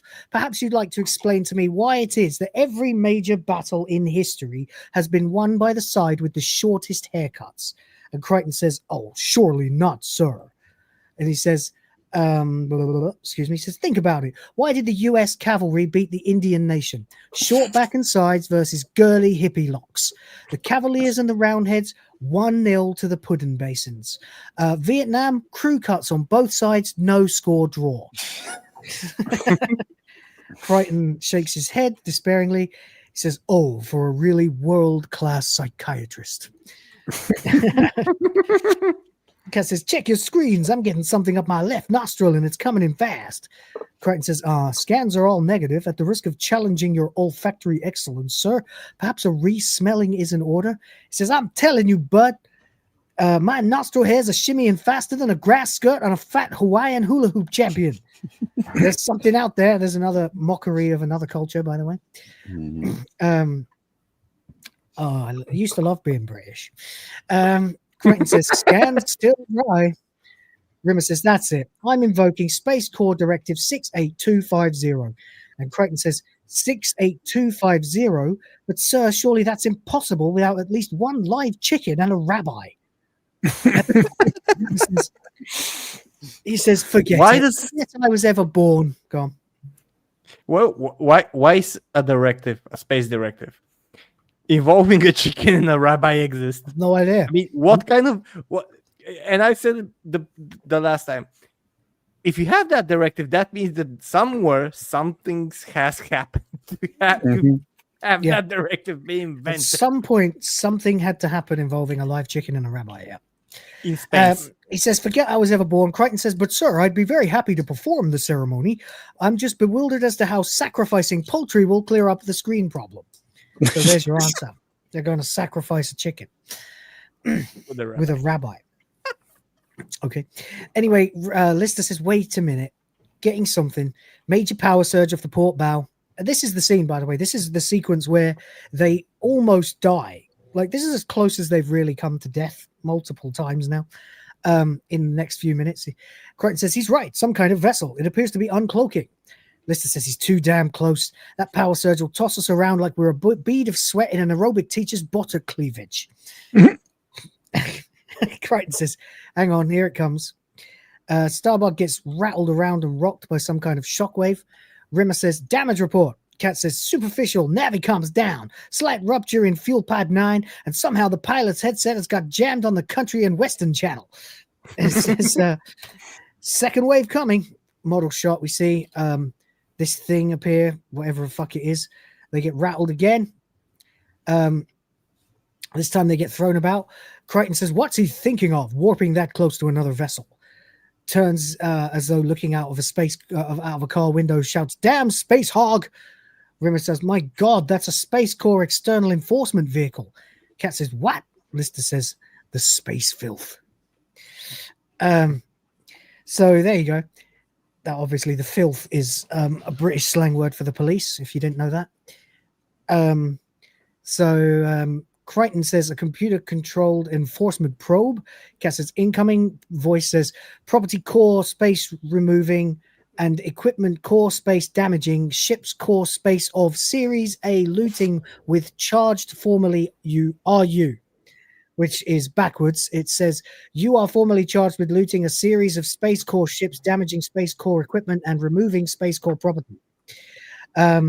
So they figure out that it's in reverse. It says, please do you how? Crichton says, it's charging us with looting Space Corps derelicts. Lister says, but we don't loot Space Corps derelicts. We just hack our way in and swipe what we need. Rimmer says, and if this goes to trial, I demand separate lawyers. Cat says, what's the penalty for this? If it means wearing outfits with arrows on, I'm committing suicide. Crichton says, no, sir, it means wearing outfits with wings and halos on. The penalty is execution. Rimmer says, why so harsh? Says, it's frontier law, sir. When we are the equivalent of horse rustlers. Severe sentencing is the only way of maintaining law and order. Don't expect it to show us any mercy. So there you go. Rimmer says, what do we do? And I've just been looking at the wrong window. No, that's fine. Yeah, he says, what do we do? And Crichton says, let's face it, sir, we are as guilty as the man behind the grassy knoll. There you go. or the CIA, as it turns out. Lister says, yeah, but if we admit it, it will blow us out of the stars. Rimmer says, recommendations? Crichton says, suggest I take the rap for everyone. There he goes again, offering to sacrifice himself every episode this series. Says, you can say I held you at gunpoint and forced you to do my evil bidding. Rimmer says, for God's sake, Crichton, we can't let you do that. Crichton says, really? He says, dream on, metal trash. Get your hands in the air and step into that searchlight. Fucking hell. Pro Voice says, minute one, have you? Lister says, no choices, then we leg it. Plot a course for Scarpa City. Crichton says, sir, a Class A enforcement orb can easily outrun us. Crichton says, Crichton, the Eastbourne Zimmerframe relay team can easily outrun us. It's not about speed, it's about wit, brains, and cunning. Crichton says, I was hoping it wouldn't come to that, sir. 7 clicks away from the Gelf zone. Now, if the chat don't remember what Gelfs are, they've appeared before only in a couple of episodes, maybe just one, actually, at this point, where Camille was a pleasure Gelf. Literally just stands for genetically engineered life form. But these are a bit different. These are the Gelfs, as we'll come to know them a bit better in Red Dwarf. Says, we're 7 clicks away from the Gelf zone. It wouldn't follow us in there in a gazillion years. Rimmer says, no, because Gelfs are untrustworthy scavengers with no regard for life, law, or property. Lister says, right, so we'll be safe. Rimmer says, Lister, you've heard the stories. They skin human beings alive and turn them into beanbags. Unless you want a triple-buttocked Gelf sitting on your face for the rest of eternity. Funny, you should say that because of what happens with Lister in this. And probing your crevices for lost forks and biros, I suggest you rethink. Foreshadowing. Yeah. And Crichton says, it is the lesser of two evils, sir. In the absence of any sane plan, I suggest we go with Mr. Lister's. Probe Voice says, seconds 20 in firing commence. Will I reply of absence in? Lister says, roughly translated, hit the reheat. Cat says, you don't have to tell me twice. And then literally does nothing. Lister says, Cat, man, hit the reheat. Oh, sorry, bud. Looks like you do have to tell me twice. I don't think they needed that extra line. I think it would have been just as funny if he'd just done it the second time and you as the audience are free to infer it. But there you go. Anyway, they were trying to farm the show out to a wider audience at this point. So maybe there. Anyway, there we go. Starbug accelerates, away from the probe. Probe Voice says, firing commence, well, high, or halt. Lister says, in which case, bony butts our movelets. Bony butts our movelets. That's it. Close comms, so they try to get away. Gelf zone 6 clicks and closing. Weapon lock registered. Pulse missile launched. Impact in 10 seconds. That's it. Cat says, that's it. We're platform shoes, man. Lister says, firing chaff, firing flares. Crichton says, brace for impact. Then we get a model shot. I'm not sure where we're at in the episode because there's so much time spent in this cockpit. I don't know where we're at. I made a second, so it's a little bit tighter on the Mendelevian. Okay, cool. Anyway, whatever. Rimmer says, missed us. Lister says, warning shot across the bows. Won't be so fortunate next time. 4 clicks to the Gelf zone. Crichton says, another lock. This time it won't be a warning shot. Rimmer says, incoming pulse fire. Lister says, decoys launched. Don't know what any of that is. You don't get to see that. Crichton says, it's not going to be enough. 6 seconds to impact. Cat says, we've got to try and shake them off. We got to try and shake them off. Steers wildly from side to side, throwing all 4 of them about in their seats. Oh, wait, there's that. There's that one. External view, as that was the shot we were at. Starbug swaying to avoid missiles as they're rocking around. Rimmer says, we've lost it. And then, then you get this shot here. Boom! Okay. This has a story behind it. When they made that shot, the stunt, the VT coordinator guy, Peter Ragg, who actually has the same name as a guy who taught IT in my middle school. Interesting. He was mortified by this because they got this air cannon and they had let it build up pressure for like 12 hours or something. And when they finally shot it, it was far, far more powerful than they had expected it to be. So when you see this shot here, the cat, like Danny John Jules, got injured. He actually had like a bruise on his face from the pressure of the air. Crichton getting knocked out of his seat there is not acting. that Robert Llewellyn actually had to go and get his makeup redone because he had bits of debris stuck in the back of his mask. In fact, you can even kind of see it briefly when the lights come on. There's like something in the back, embedded in the back of his head. Yeah, I see it. Wow. Well, it's a good thing he had the mask on. They all got it's a good slightly thing he injured had that in on. this shot. So this is a real, they all really got actually kind of fucked up by it. Boom. In fact, you can see when they're looking, like even Craig Charles is just sort of looking like there's very little acting going on there. You know, they're all just like, holy shit. And that is the shot, because obviously they didn't do it a second time. Right. So there you go. Yeah, they weren't very happy that day, but they got on with it anyway because they're troopers. But there we go. And GILF stands for something else. Yes, indeed, it does. Yes, it stands for something that cannot possibly exist. But there you go. Anyway, unless you're yourself in your 60s, maybe. Right. I wouldn't know. My old man's internet history. Although I thought they were, I thought they were GELFs. GELF. Yes, they are. Yeah, they are. I know. Yeah. They are GELFs, yeah, not GILFs. But that obviously is the joke Bush McFadden was making. Very good. Right, so suitably now, Starbug is hit and is on fire. They now continue to try to escape as Rimmer calls for damage report. Cat says it's bad. Looks like Starbug's been hit. Rimmer says details halibut breath, which is a fish, obviously. Cat says, well, according to the damage report machine, there's several small fires in the cockpit, loads of smoke, and the navicom's fizzing. One of the consoles in front of the cat is fizzing, then something else in front of him explodes. He goes, oh, damn, now the damage report machine has exploded. Another lock on. Lister says this one's to finish us off. Rimmer says, how far to the Gelf zone? Lister says, click and a half. Rimmer's Crichton says, we've lost 3 fuel tanks. There's barely enough to keep us stable. Wet Cat says, wait, I'm picking something up. Lister says, got it. Put it on visual. So that was that scene there, all that happening. And then they spot this thing, which is a giant skull in space. Some sort of skull anyway, not a human skull, but a skull. And it's a Gelf icon, apparently. So yeah, Gelf icon carved out of solid rock. Crichton says it must be some kind of warning beacon. Lister says incoming message. Warning voice says Carnets epic wa toi mora. Crichton says running it through the translator. Translator voice says this is Gelf space. Death to the strangers. So now they've just barely survived that. Now they are once again under attack. Rimmer says pulse missile launch at impact in 12 seconds and counting. Lister says cat, head for the eye socket. It says the eye socket. It says just do it. 8 seconds. External view of the asteroid camera closes in as they try to get a bit closer. I've missed the shot a little bit, I think. Yeah, head for the eye socket. There it is. Just do it. There you go. So they tried to fly into the eye socket of the giant skull.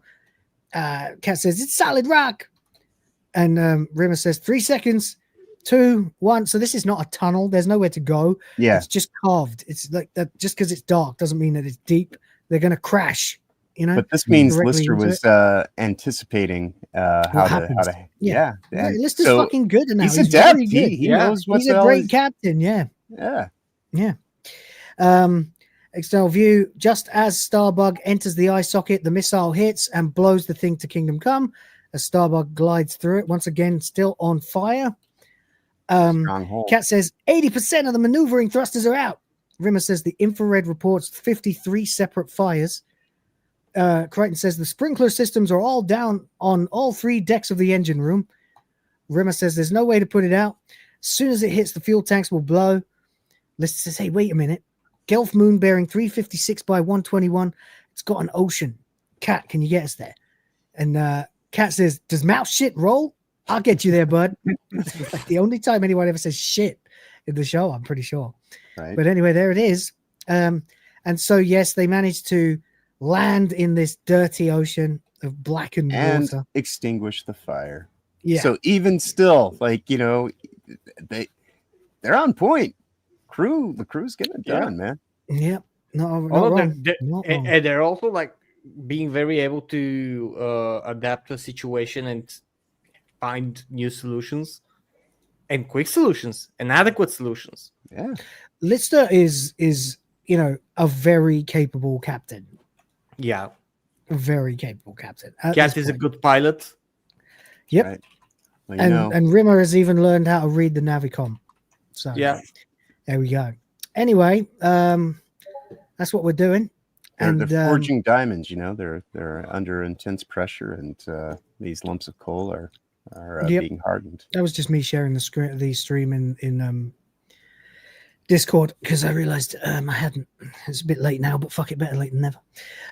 Anyway, so there we go. So they've crashed, and how much do you want to bet? Again, sort of my headcanon here is once again they were saved by the simulant upgrades. Mm-hmm. Oh yeah, I just don't buy that a Starbug could tank that much damage, considering how easily the others get broken and destroyed. Oh yeah, no. From here on out, I'm just assuming that the Starbug is now this Starbug updated... Plus. Yeah. Mm-hmm. Yeah, agreed. So there we go. 1 second. Starbug Nova class. This Starbug doesn't survive Series 7. No, it does actually. It survives Series 7. It is destroyed at the very beginning of Series 8. So, there we go. Anyway, just trying to find where I am. There's an awful lot of stage direction being written here, not much dialogue. Okay, so as they crash, they're now putting together all their shit in a pile. Rimmer says, look at it. All of our possessions, all our valuables, between fire, flood, and impact damage, we've lost damn near everything. Crichton says, well, at least Mr. Lister's guitar survived the impact. And the cat takes it, smashes it, gives it back to him. And he says, not even Mr. Lister's guitar survived the impact. Lister comes back in, fortunately doesn't realize his guitar's been destroyed. Says, it's waist high down there, but at least I managed to get the pumps working. 3 hours and we'll be dry. Rimmer says, thrusters, boosters, reheat, auto repair can take care of everything except for the oxygeneration unit, which is totally kaputski. Lister says, so you're telling me we can take off, but we can't breathe? Cat says, and we can't repair it? Rimmer says, it's a black and charred mess, worse than one of Lister's drunken fry-ups. We've all done one of them when we were young. I did that with a pot of chicken and rice one day when I was living in Seattle, and I was like, I just went and I made it as I do. I go upstairs and I got caught up in something totally forgot about. Like 2-3 hours go by, and and all of a sudden I'm like, oh shit! I literally had to go through a house. Another fire. Well, this one was not a fire. It was smoldering so bad that it filled the entire room with the entire house with smoke, basically, and I had to air out the house for a good 23 minutes. So yeah, where there's smoke, there's fire, bud. Yeah. I'm sure if it had been a few more minutes, it probably would have gone because it was fucking just black ash, basically in a pot. Yeah, it was, I've seen. I can't remember what the context was, but when I was a kid, that happened once. Yeah, in my house, I think my dad left something on. Yeah, me and my mum did that once. Which is when I started getting into the habit of just setting alarms for, if I go and do a task that is something that I can just walk away from. And I now I always just kind of set alarms like, no, I need to know in 20-30 minutes that this refers to go. Don't forget about this, Agreed. Yeah. My first attempt making crumpets, it's not a fire story. It just amused me. It didn't amuse me at the time. I was fucking livid. I made a huge bowl of batter and then I put it in a microwave and no, I didn't. I put it in the oven and the directions said to have the oven on about 20 degrees to keep it nice and warm in there. And what I sort of didn't realize was I could probably have mustered that by just putting the bowl outside because it's the Philippines. And but whatever. Anyway, in the shade, it's like 20 degrees. So anyway, whatever. I came back and the fucking thing had been baked. So I'd created a giant bowl of bread. And my wife wanted to eat it, and I was so furious I ended up tearing it to pieces and throwing it in the trash. I should have just saved it. She's right. We could have cut it up and eaten it. I basically made a loaf of bread, But oh well. Stupid man. Oh well, whatever. Anyway, so yeah, they need an oxygeneration unit. Lister says, well, we're snookered unless we go out and trade with the Gelfs. Rimmer says, trade? You can't be serious. And Crichton says, sir, it does appear to be our only option. So there we go. They're walking through the woods. Yep. And they're carrying this chest, and then this arrow flies through the air and thuds into it. And Crichton takes it out and looks at it. Cat goes, give me the arrow. It could tell us a whole heck of a lot about who we're dealing with here. He looks the arrow over and looks at it again. Lister says, anything? He says, yep, this sure came from a bow, all right. I was expecting to get a lot more than that. Crichton says, as we anticipated, they are the Kinitawawi. Yeah. Good. I have studied the dialect. They are one of the friendlier Kinitiak, or tribes. Kinitiak, yeah. Lister looks at the arrow and says, nice welcome. He says, no, sir, it is a great nakao or kanao or honor to be greeted in this manner. They would have killed us the instant we landed if they had taken exception to us. This is a very good sign that they shot the trunk instead of them. Which this is really cool. Something that I notice often. Their episodes. They usually have, even though they're not necessarily two-parters, they do actually kind of go and do one thing in one episode, and then the very next episode do something that's relevant to it again. Yeah, it's complementary, because the last episode, obviously, cowboys. And now we got Indians. Yeah, now we got Indians. Except, of course, that these aren't really Indians as an analogy. With the name Kinitawawi, they sound much more like an uncontacted African tribe, you know. But nonetheless, it is what it is. Rimmer says, what? It's a good sign that they haven't killed us. Crichton says, absolutely, sir. With the Kinitawawi not skinning you alive the moment they set eyes on you is one of their warmest greetings. We are indeed Khan Chasset, or blessed.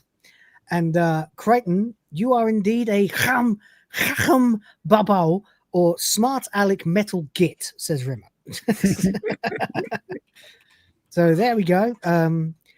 They approach they cross this bridge that's on the edge of a village of small wooden thatched huts. It is lit with many torches as they enter. They're confronted by a number of figures wearing long dark robes with hoods drawn over their faces. Crichton says, I will tell them that we are traders in search of an engine part and that we have many rare treasures to trade. Turns to the Gelfs and says, Kinitawawi Chistan Kanoa Nako Baku. Crichton says, no, sorry, one of the creatures comes forward. I think this is the one that might be played by, I can't remember if this is Ainsley Harriott or not. Anyway, whatever. He looks like a hideous Bigfoot, like a warped Harry and the Hendersons. Mm-hmm. Anyway, there we go. Anyway, the Gelf leader says, Nual Nial Dag Daya, or something along those lines. Lister says, look what we got. We got Swiss watches, nice watches. Levi jeans. Yeah, Levi jeans, like that. Yeah, he goes, hey. Like they're coming into Eastern Europe in the early 90s. Yeah, puts in his sort of pearly Cockney baseball cap thing on the Gelf's head. Says, hey, nice hat, cigar. Takes out the cigar, puts it in his mouth. Says, cool dude. Crichton says, might I suggest caution, sir? Some Gelfs have their sphincteral orifices in their faces. Says, let's hope you haven't offended him. Close up of the Gelf with the cigar in his mouth. He seems fairly happy. He says, no, he seems quite pleased. And, some people. Lister says, we need an oxygeneration unit, savvy. He goes, oh. Crichton says, Agi gan bakwu machawawa. Gelf leader says, Ali Stada. Lister says, Cat, get the case, man. So they're inside the hut. Fucking nuts scene, isn't it? Crichton says, it seems to be going well. Cat says, what is that thing? Crichton says, it's an Emohawk, sir. A polymorph that is spayed at birth and is half domesticated. It's trained to change its shape at its owner's behest. And the Emohawk then transforms into a rabbit and various other things as well. A lamp. It goes, it's an emotional leech. It has the ability to steal emotions from living creatures. Emotions are highly valued as a trading commodity. Okay. So there they are with the OG unit.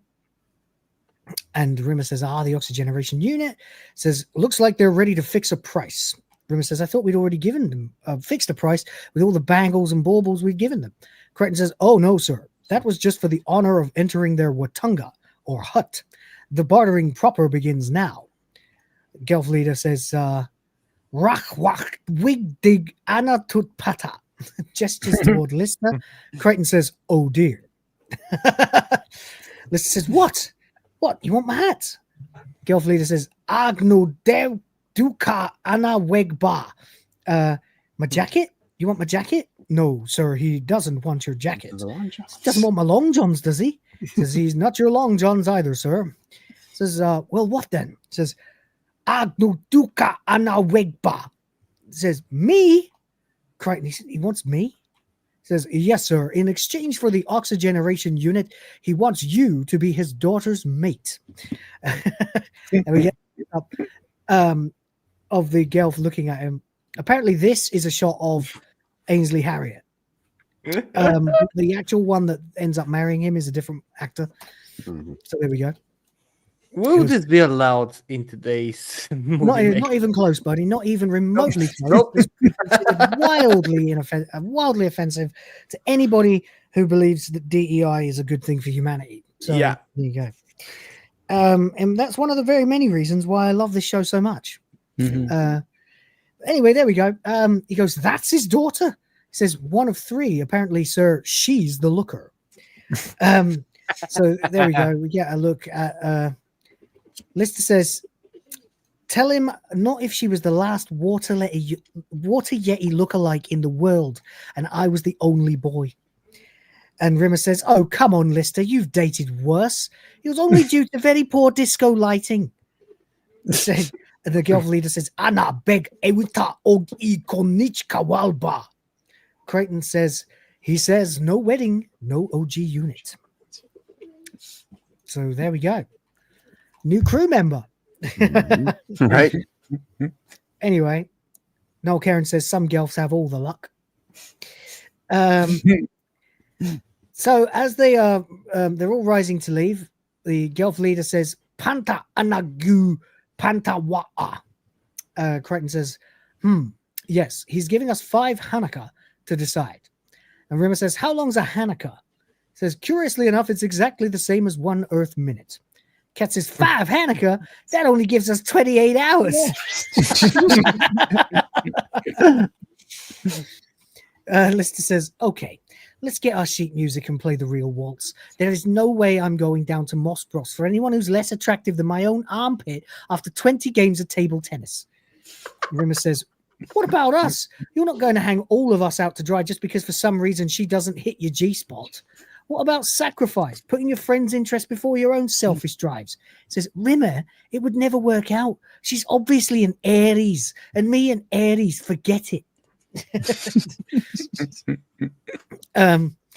Crichton says, sir, they are proud people and will not change their minds unless you are prepared to stay here and marry says, that's the name? I could never settle down with anyone whose name sounds like a footballer clearing his nose. Cat says, the plan is obvious. We do the trade. You go through with the wedding. When everybody's asleep, we come back and rescue you. What do you say? Lister says, not a chance in hell. Cut to Lister's wedding. Of course, it's that old stereotype, innit? You know, I'm not doing that thing. I'm definitely not doing that thing. And there he is doing the thing. He's doing that thing. Yeah. Gelf leader is conducting the ceremony. Pan to Lister and his bride. She's got flowers and a ribbon in her hair. Lister has a flower chain around his hat. Gelf leader says, Anna doc kaz Anna doc wa here. Lister says, I do. Gelf leader says, Anna zuke. Clutches his arms together. Zunke ata. Lister says, what's he saying? He's saying better a Gelf than a Janet Street porter. Says, the teeth aren't bad. Says you may kiss the bride, sir. Lister says, what? Without a bag? His bride grabs him and embraces him with passion. As she lets go, Crichton throws confetti over the happy couple. The girl throws a bouquet of flowers up and they are caught by Rimmer. Gotta fucking get that. Oof. And then another Gelf looks at him. I think that's the one of the Harriet sisters, again. I'm assuming. Yeah, an even uglier Gelf smiles and waves a dainty wave at Rimmer, who quickly stuffs the bouquet into Cat's hands. Lister is lifted off the ground by his wife and is carried off as he calls out to the rest of the crew. Don't be strangers, guys. See you soon. Drop in anytime. Anytime. Yeah. Like now. Yeah. Crichton says to the Gelf leader, Hanibe yek, Onigon yek. They bow to each other, and then they appear to shake hands. And as they appear to shake each other's hands, they reach past each other, grab each other's legs, and jump up and down. Which they made up on the spot, by the way. That's ad-lib. That was like a brief bit of chat before they actually did it. Oh, so there we go. Lister is carried by his bride. She drops him onto the bed. We can skip forward now, and lays on top of him. Lister says, well, darling, what a day. I'm pooped. Straight to sleep for me. He tries to pull his blanket over himself, but the girl stops him. Says, "Nu bonnen, nu bonnen." He says, maybe in the morning. Good night. And the girl pulls the blanket back down. He says, you've been looking forward to this, haven't you? He goes, Nake. He goes, okay, just give me a couple of minutes. He says, I just want to slip into something a little more comfortable. It's called Starbug. He starts legging it the we fuck get out. this scene. You hear, "Shut your plan! Leg it!" As Lister runs right past them. They all run away. And then you see this line here. Subtitled, of course. Yeah, that's it. That's it. And he goes, he's left me on my wedding night. Men, they're all bastards. And the Gelf leader says they've taken the OG unit. No one steals from the Kinitawawi. And so he looks at the Emohawk and says, fly, my beauty. Feast on their emotions. Drain them dry. And releases the Emohawk. So Release the Emohawk. Release the Emohawk. Indeed, yeah. So there we go. Back in the woods, making their way back to Starbug. Cat says, wait, something's coming. Crichton shouts, it's the Emohawk! And they all start screaming and flailing around. And Cat grabs a stick. Lister goes, what happened? Where did it go? Crichton says, it must have transmuted into something else. Suggest we proceed with extreme caution. Cat says, it's somewhere close. I can tell. I can smell it. He goes, it's the stick! Ah! Yeah! He throws the stick and throws it away. He goes, oh, no, wait, no, it's not. I'm so jumpy. I thought it was the stick. He goes to put the stick down and it morphs into the Emohawk. He goes, it is the stick! And goes, panic, and he tosses the Emohawk away. Lister's hat falls off. Lister says, where is it now? Crichton says, it's gone off into the undergrowth. Lister grabs his hat. No prizes for guessing what happens next. Puts it on, they move off, and Lister is seen stepping onto his hat, which is still there. Here it is. You can see that Lister's hat is now, of course, the Emohawk sitting on top of his head. This small little polymorph. Great shot. Yeah. This cat, you know what they're like. Stay on the case. Don't pick anything up. Unbelievable getting suckered like that. And, of course, he still has the Emohawk in his head. It says 100% concentration. Sorry, no, it's Lister. He goes, 100% concentration at all times. Cat says, yeah. Anyway, we walk into Starbug. Crichton's got the OG. Rimmer and Cat are carrying a deflated rubber dinghy. Lister is the last, seals the outer doors. Obviously, that is still the Emohawk on his head. Yep. The Emo says, hats. that's it. We're airtight. Damn thing can't get in now. And all it took was a little bit of concentration. Rimmer says, how long before we can go? We don't really want a visit from Listy's in-laws demanding their wedding present back. Crichton says, it'll take an hour or so to get the oxygeneration unit set up, but suggest we take off now, sir, and use emergency supplies until the OG unit's online. Rimmer says, what if it doesn't work? Crichton says, then Cat and Mr. Lister will choke to death. Rimmer says, a plan with no drawbacks. So they both exit into the cockpit. The Emohawk changes. Did we miss that shot? Yeah. Fuck, there it is. Yep. The Emohawk changes into a hen, flies away, and they never did get that shot then. And as it lands, it transforms into something else. No, it doesn't. It just flies off. Okay. Thinking of another shot later. There they go. So they're off into space again. Lister says, time we fitted the OG unit. Critters, I'm on my way, sir. Cat says, that smell is driving me crazy. I gotta wash my hands. Transfers to auto. And there we go. Lister and Crichton are leaving with the OG unit. Cat enters, stops, and sniffs the air with a puzzled look on his face. Starts searching for the source of the smell. The Emohawk is on one of the work surfaces, still as a hen. Changes into an open can of baked beans. Cat enters, sniffing along the worktops until he comes to the can of beans, picks it up and looks inside. The beans are moving about. Before the cat has a chance, the Emohawk springs out of it. And, of course, we get the classic shot of the thing hitting him in the head. Alphabet spaghetti. Yeah, the cat is... for some reason, this Emohawk, being, I guess, a trained polymorph, not a wild one, can select the emotion it takes from you, rather than before when the Emohawk would have to drive you to the peak of an emotion, and then that would be the emotion you would lose. So it terrified Lister and then took his fear, enraged Rimmer and then took his anger, made the cat feel incredibly vain and proud of himself, and then took his ego away, and then took Crichton's guilt by torturing him over the guilt of everyone else having already got. Right. This one just seems to, your most prominent trait. Your most prominent trait, yeah. Yeah. Take it. Anyway, so there we go. Anyway, I always thought of it as more as it's a trained Emohawk, so it just chooses to take whatever it wants. Anyway, so obviously the cat falls down, slumps out of view, turns into a frog, and then leaps into the air and transforms into a paper airplane, excuse me, which weirdly happened right at the perimeter of the watermark that I've put on the picture. That is weird that happened right there. Anyway, there we go. And it goes sailing through the bay. That's it. It flies into the cockpit where Rimmer is now sitting. Rimmer screws it up, thinking some dumbass has done it. I mean, you wouldn't be extremely suspicious, given that you know full well Lister and Crichton. He's gotten the paper everything thrown at him countless times, I'm sure. Yeah, he just throws it. Screws it up, throws it on the floor, and now we see the cat.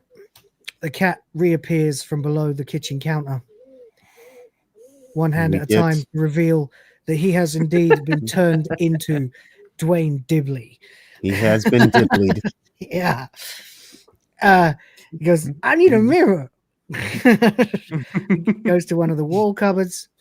He goes, I've got no grace. Tries to open the cupboard and all the pots and pans fall out. He hits himself in the head and knocks out a bunch of stuff. He goes, I got no style, no grace, no elan, no poise. It's really good. He goes, what's it turn me into? Looks in the mirror. Goes, God, Dwayne Dibley. Dwayne Dibley.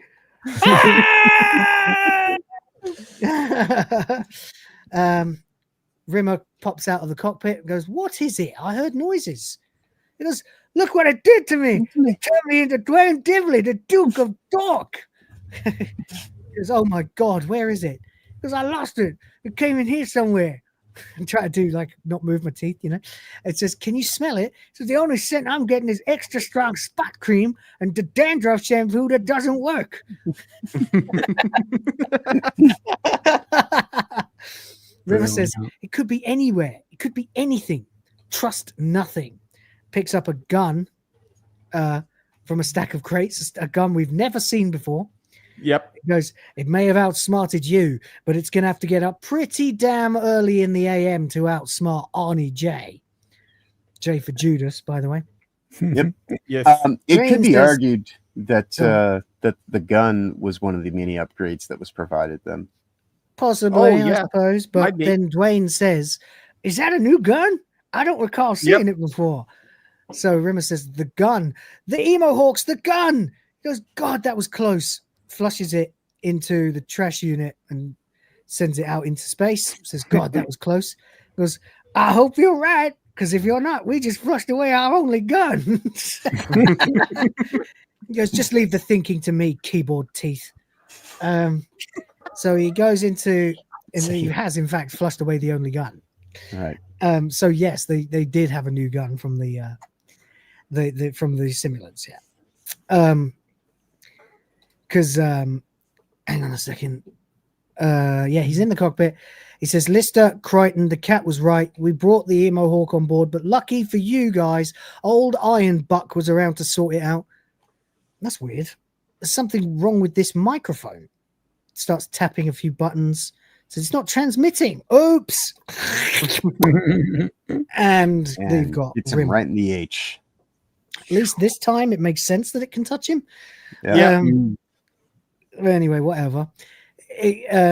As he falls on the ground, the Dwayne cat walks back in.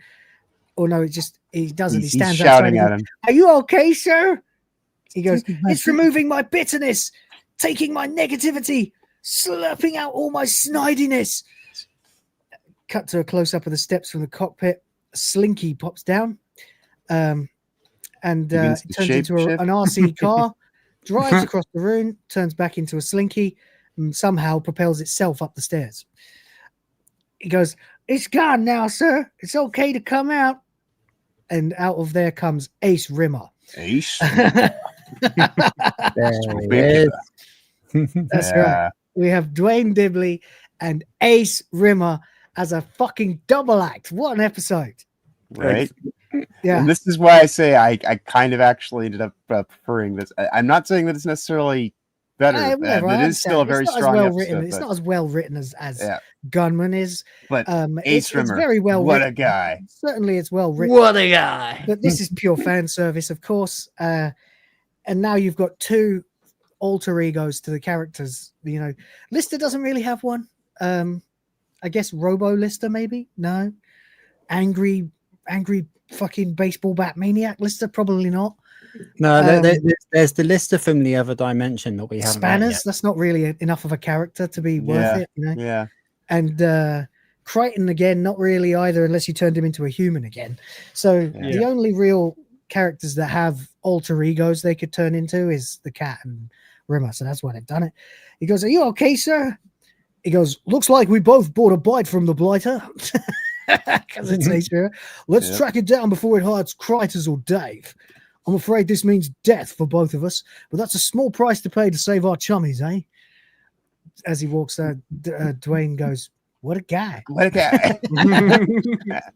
He goes, "Listen, before I leave, I just gotta change these clothes. If I don't get into some sideways iron flares and transparent plastic sandals, I swear I'll go crazy.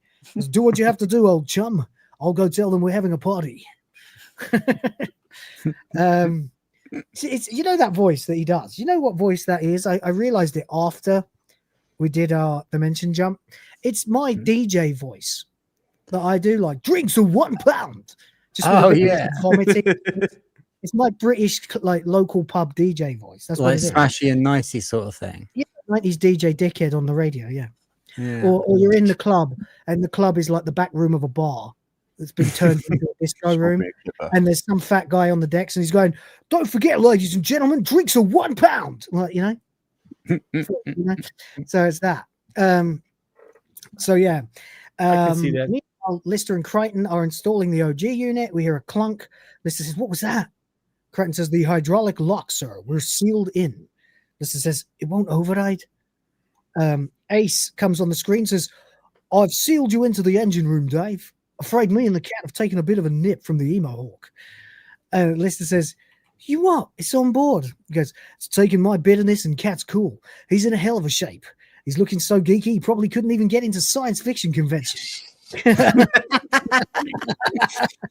Nice. That's bad. That's bad. Pretty rough. Yeah, right. And Crichton says, "And the Emohawk is still on the loose." He goes, "We've got it pinned down in the ops room." Lister says, "Well, let us in. You need all the help you can get." There's no one I'd rather have in with me in a fracker, Dave, or fracas, or fraker. I don't know how he pronounces it. I can't remember. Technically, it should be fracas, but whatever. It says, Dave, but you're the last human being alive, old love, and frankly, you're just too damn valuable to risk. Only one way to guarantee victory for the home 11. I'm going to open the airlock, suck the little Punisher out into deep space. And Crichton says, but sir, that will also kill you and the cat. He goes, he won't suffer, Crichton. I'll snap his neck when he's not looking. Won't feel a thing. Believe me, he'd want it this way. He goes, he has been dimply. Yeah. He goes, but sir, if we could capture the creature, we could extract the DNA strands and re-inject you both. Restore your former personalities. Ace says, too risky, Crichton. Anyway, I don't think I could face becoming him again. Everyone has their limits. Fellas, smoke me a kipper. I'll be back for breakfast. And Lister, of course, turns to the screen and says, what a guy. What a guy. But, sir, we've got to save them from themselves. Their minds are totally distorted. The cat's a complete yutz, and Mr. Rimmer's, well, nice. Let's just charge up the bazookoids. We'll blast our way in. It is weird that they'd want to save Rimmer, isn't it? But, oh, well. Well, I mean, he's Ace right now. I mean, yeah, but he's also got a death wish. True enough. He's not really Ace.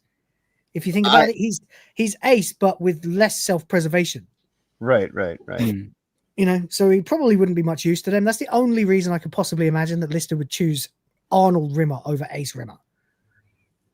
Except that maybe sentimentality, and he's just got attached to him at this point, which does come up in the next series. So, you know, there's a whole episode dedicated to it, in fact. And it's one of the best, by the way. One of my favorites. And the first episode I ever saw. So there you go. And it has an unforgettable moment that no one will ever forgive us for showing on screen. But fuck them. We're going to do it, guys. Make sure you're there. I'm not going to tell you when. Anyway, Danger Island's here. Hello, mate. Anyway, so back to Ace and Dwayne Dibley. He says, "Ruddy old chum." Dwayne says, "Just let me check. Thermos, sandwiches, corn plasters, telephone money, dandruff brush, animal footprint chart, and one triple thick condom. You never know."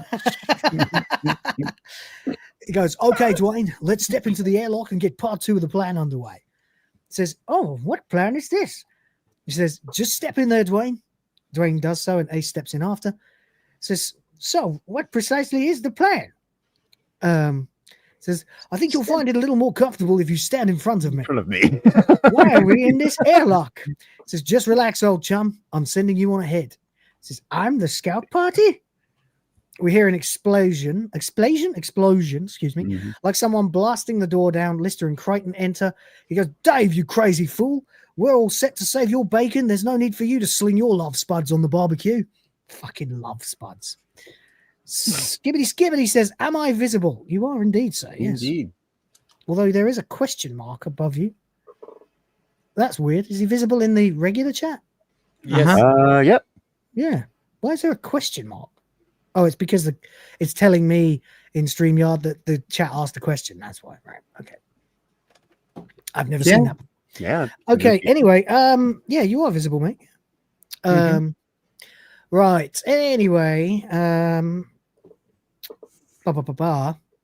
where the fuck am I? Oh yeah, I need the script on screen. That's why. So yeah, he was about to kill Dwayne. Mercy kill Dwayne and flush themselves. How he would have wanted. He tells Lister not to sling his love spuds on the barbecue. Crichton says, "Sir, our best chance is to tackle the Emohawk together." Lister says, "Yeah, one squirt of liquid delinium, it'll freeze it exactly where it stands in whatever shape it's in." Ace says, "Okay, fellas, let's go." They move into the adjoining room and find a hole in the floor. Ace says, "Looks like it lasered its way back into the engine rooms. Probably looking for you two gents. Let's go." They all move out. Ace kicks the door in. They all file in after him. Ace and Lister carrying bazookoids. Crichton's carrying a somewhat smaller gun. And Dwayne is carrying a thermos flask and a lunchbox. Yeah. Crichton says, according to the sci-scan, that's a pound in the jar for the sci-scan reference, by the way, guys.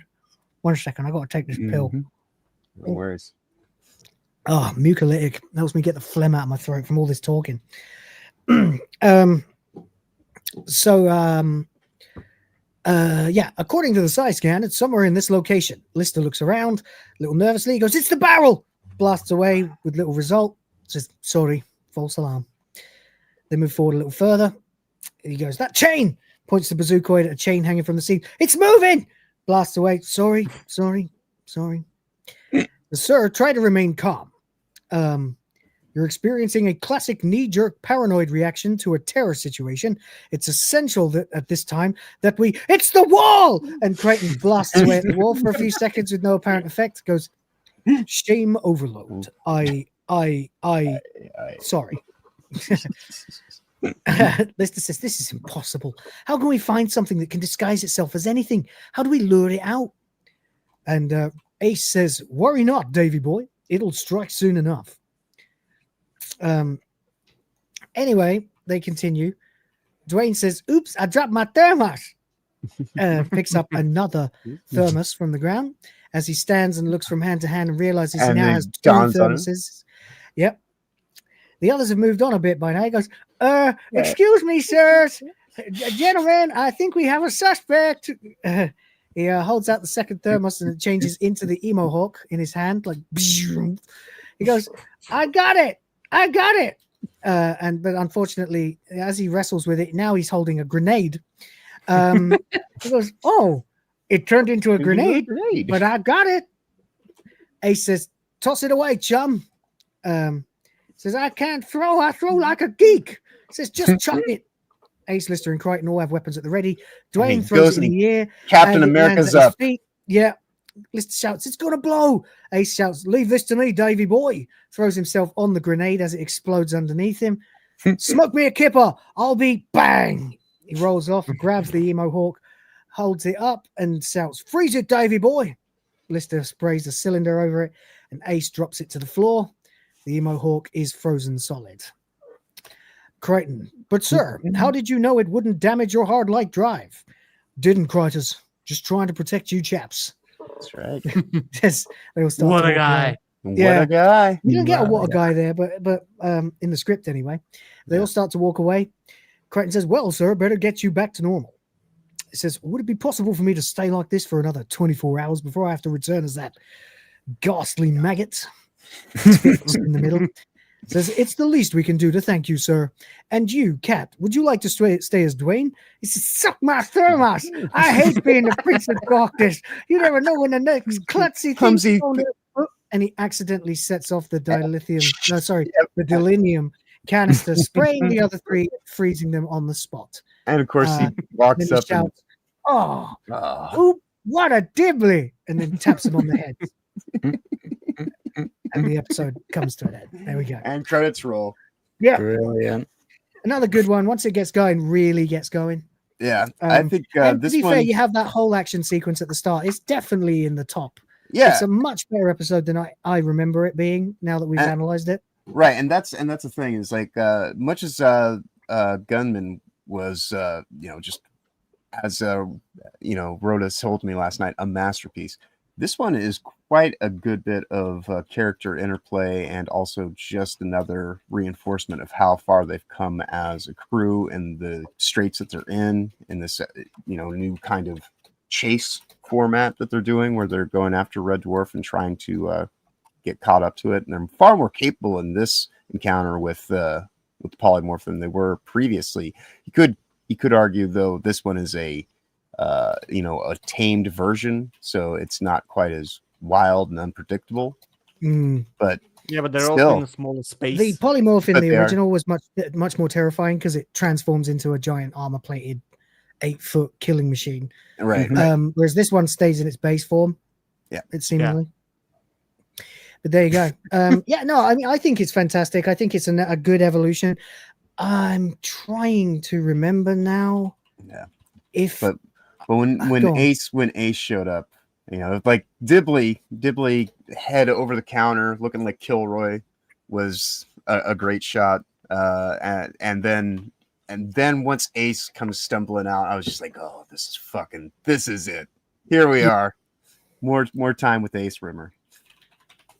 Yeah, Ace Rimmer's awesome, and I think at a certain point they realized that at any given moment they could very easily just phone that in, just go, right, let's have Ace Rimmer for a couple of scenes because it's hilarious.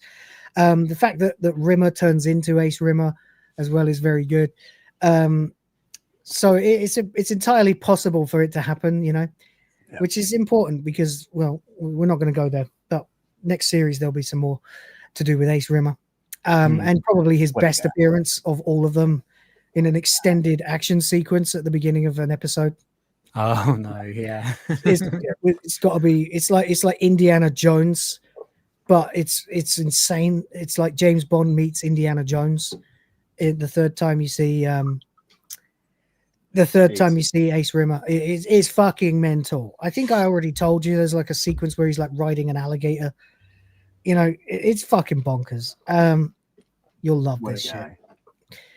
Noel Karen says you're going to crack one off. No, I said, is there any other donos or super chats before we crack off? And I meant to say crack on, but then I also meant to say sign off. So I fucked it up and said crack off. There you go. You freaking nitpicking bastards. There we go. It's all right. By the way, sorry if you can Skibidi says, yeah, love you guys. Love us. The chat back. Sorry, mate. What was that? I talked all over you. Oh, sorry. I said sorry if you can hear it. There's people letting off fireworks outside. No, I can't actually. No, we're here.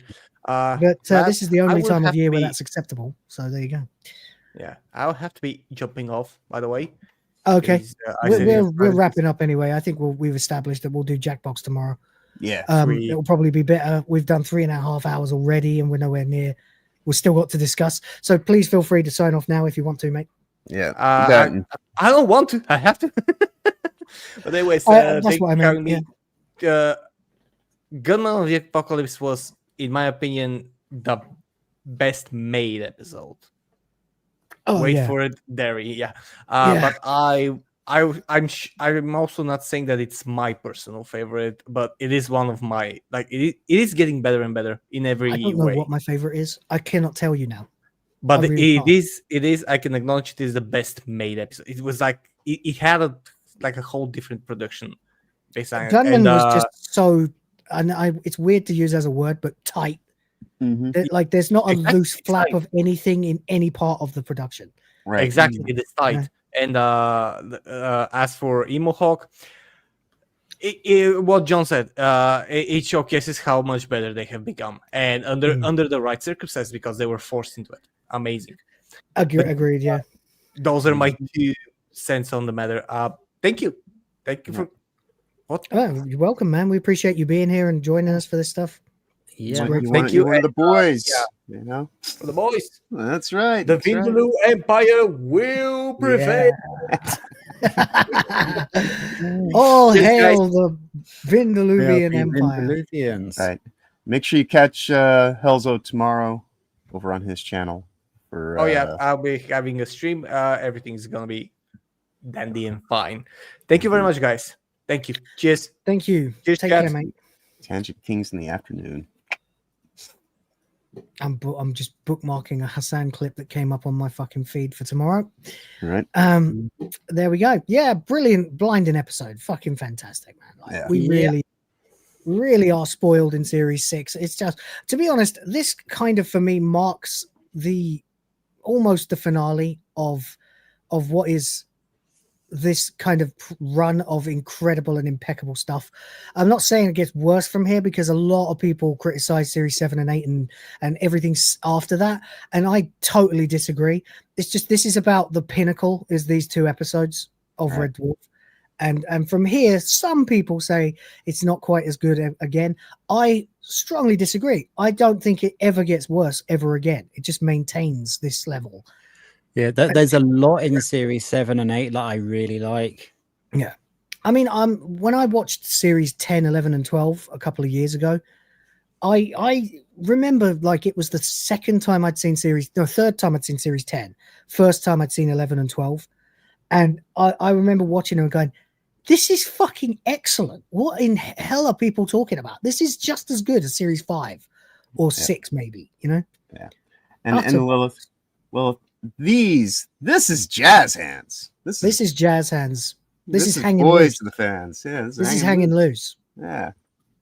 Not to be confused with this, which is gay. Right. So, you know. Oh, stop. Stop. Yeah, like that. Right. No, this is boys of the fans. That's right. That's right. Hanging loose, having our fun, chilling. Anyway, yeah, let's carry on. Anyway, Emohawk, it's a little lopsided in terms of pacing. Or it's not really, because the pacing is breakneck, then it completely stops for a conversation, then it picks up again toward the end. Right. Right. So it's not quite as perfect pacing wise.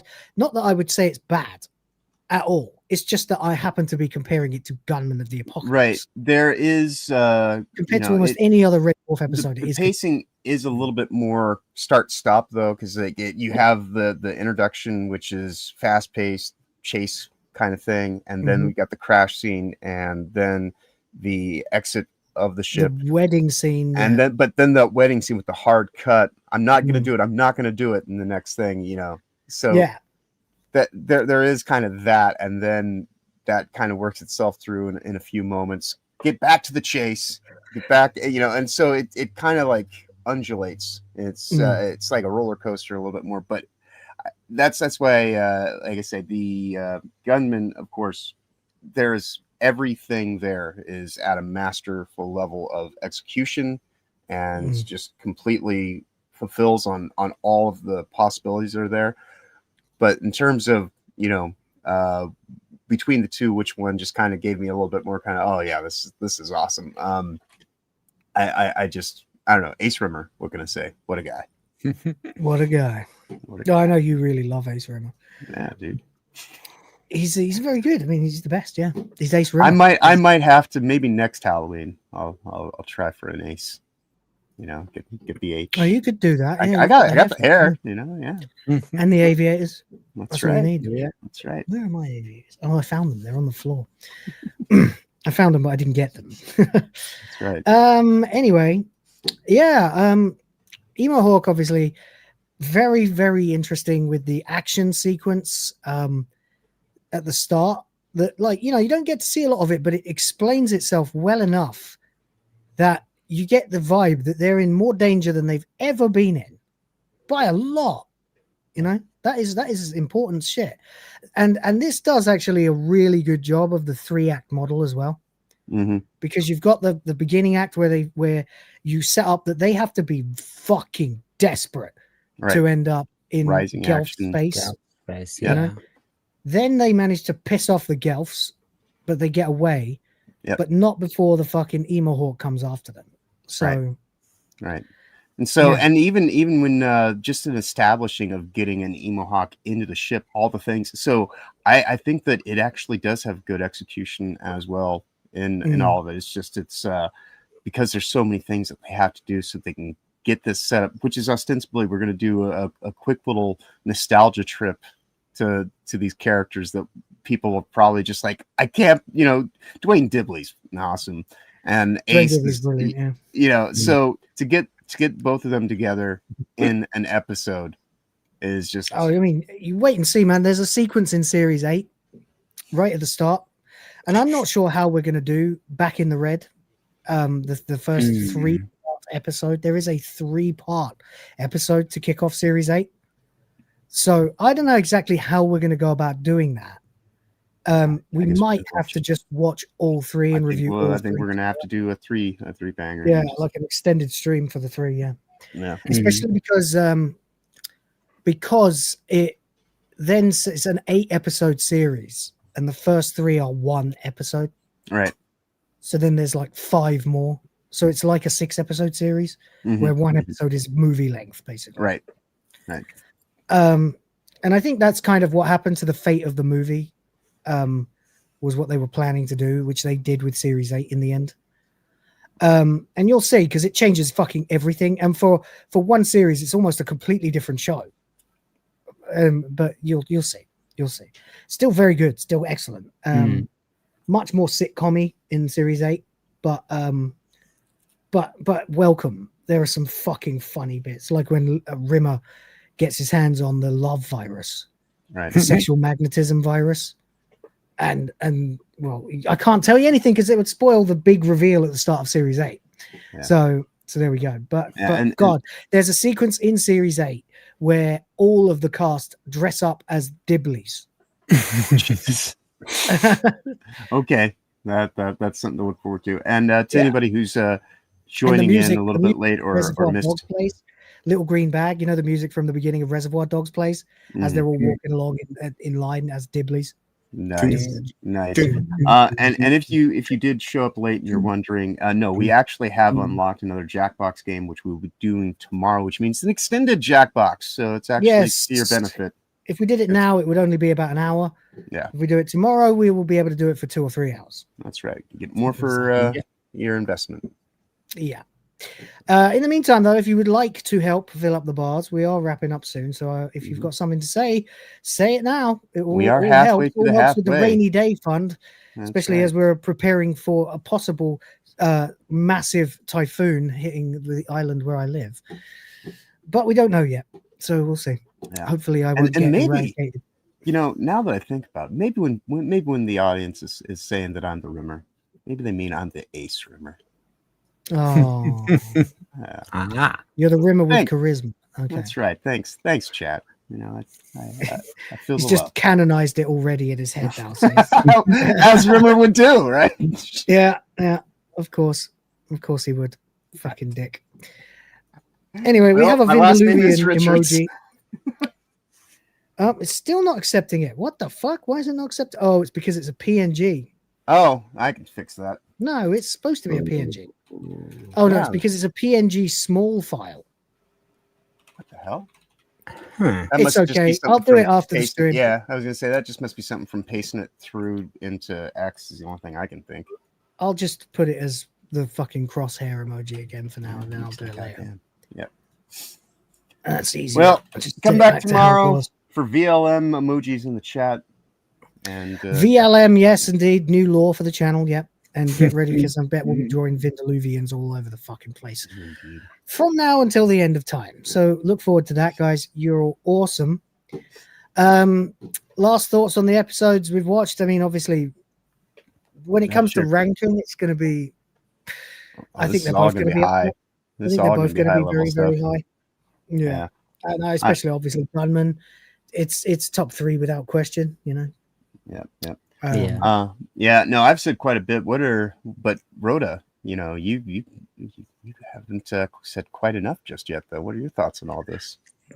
Yeah, I obviously like for straight up comedy, you've got like Emohawk, which is just like it really works as a sequel to Polymorph because it's just like lots of laugh out loud bits, but like obviously I think overall the better episode is Gunmen because it's kind of more story based. I know like what you're saying about like the 3 acts in Emohawk is completely true, but it's kind of like Gunmen is more like a mini movie rather than an episode of a TV show, if that makes sense. Yeah, it feels more cinematic and like it's so thematic throughout with all the like the westernized music and you know it's just so good. And you know for a lot of people it was the first episode they ever saw as well because it was broadcast on Red Dwarf night, and it kind of like I think the show's entire reputation hangs on it. Like I think it's probably the most what it is episode. Maybe what it is like you have like this really big, amazing fucking meal, and then someone shows up with just this highly indulgent dessert, and you're like, God, as much as that would be awesome, I've just had this. So maybe. I mean, to be fair, I would probably eat the dessert anyway. Oh yeah, still. I mean, I think like that is a good analogy because, that's what Emohawk is like. It's like dessert. Yeah. After the fucking, you know, filet mignon. And without giving too much away, there are callbacks to it in Series 7 as well. Oh yeah. Which are very, very amusing indeed. Like I'm kind of like really itching to get on with Series 7 now, to be honest, because I'm feeling that too. Because now that we've hit the peak of the basic format of the show, I'm actually eager for them to fuck with it for 2 seasons, and then we'll return to back to Earth and then beyond. You know? So yeah, that's cool. All right, I guess we're basically done here then. Yeah. Anyone in the audience has anything to add? To Or wants to see some Bobon Honkeros or some fucking boobies or whatever. That's right. Apparently not. There's one dead Sunday, but there we go. Anyway, let's do some outros then. Rhoda, what's coming up? Hopefully I'll be able to do a little bit tonight. Maybe a game or something. I'm not entirely sure because I need to eat and think about getting up for work in the morning. But if not, then I will obviously see you guys tomorrow for Jackbox, and then back to normal on Tuesday. Right on. Absolutely. Make sure you do let us know the Guardian situation if possible. Tomorrow or Tuesday. Got to hear about that. Yeah. I've got like another 2 weeks before I have to cover the bakery again. So when I say back to normal, I mean back to normal. There you go. Sweet. John. It is Sunday again. So of course, this evening at 8 p.m. Eastern, we'll be doing a show with Toasty over on her channel on Rumble. You can always find us there Sundays, Tuesdays, Thursdays, and Fridays throughout the week at 8 p.m. Eastern. And then, of course, we'll be back here again tomorrow. I'm assuming standard time that we start here 9 a.m. Eastern to do some jackboxing. My schedule is back 1 hour from now. Right. So, well, for me, for America, it's still 9 a.m. Eastern. So, so that's at least good. But counting this 4 hours is handy too, because I'm still finishing at the same time. Right. So we will be here for Jackbox tomorrow. So please do come back and join us for all the VLM propaganda that will permeate the many hours of I already got fucking ideas, of man. games. That will be coming along. Of course, Tuesday we'll be back at the normal standard that we do here, Sundays, Tuesdays, and Thursdays throughout the week for WTF Live. And then this weekend on Saturday, of course, I do my standard 11 a.m. Eastern show, The Weekend Culture, over on Honey Badger Arcade. And then we still need to figure out exactly what time it's starting. So I'll give you the details on that. But on the 8th this weekend, Heavenly Jester has employed my services to do show production and assist him in co-hosting his stream called The Jester's Act. So look forward to that. And, thank you everyone in the audience hanging out for us the last 4 hours, roughly. Always appreciate every last one of you. This is the reason why we do what we do, to spend time with a quality audience. And unfortunately, Hells has already had to leave, but I always enjoy hanging out with the boys, the fans. Definitely, one of the best things of the week that I get to be a part of. So with that said, safe travels ahead. Y'all have a wonderful week going forward. Of course, be awesome as always. Beautiful. Thank you very much, everybody. Yeah, it's been a good episode. We've enjoyed going through these. I've really enjoyed going through all of these episodes as a whole, but these two were two of the best. And I mean, the Vindiluvian thing alone is just fucking typical bollocks Will of the Fans channel lore, which will no doubt reappear. I am literally, as we speak, trying to add the Vindiluvian emoji so I can actually do it, so I can say I've done it and I don't have to think about it anymore today. So hold on a minute and let me see if I can get this fucker to work. Come on, where are you, little bastard? There we go. Save and publish. All right. And 1 second. Yeah, you might have to pop out of the chat and pop back in to refresh, use it. I think. Yeah. Refresh the window with the stream in it, the YouTube window, and you should see our little ugly bastard friend in the emojis. Let me double check that. Yep, I'm doing it. Yep, there he is. There. All right. There we go. Indeed. And he's got his little VLM written on his face. I'll sort all this out later. This is just a placeholder. I'll make a proper one later. Vindaloo. Yeah.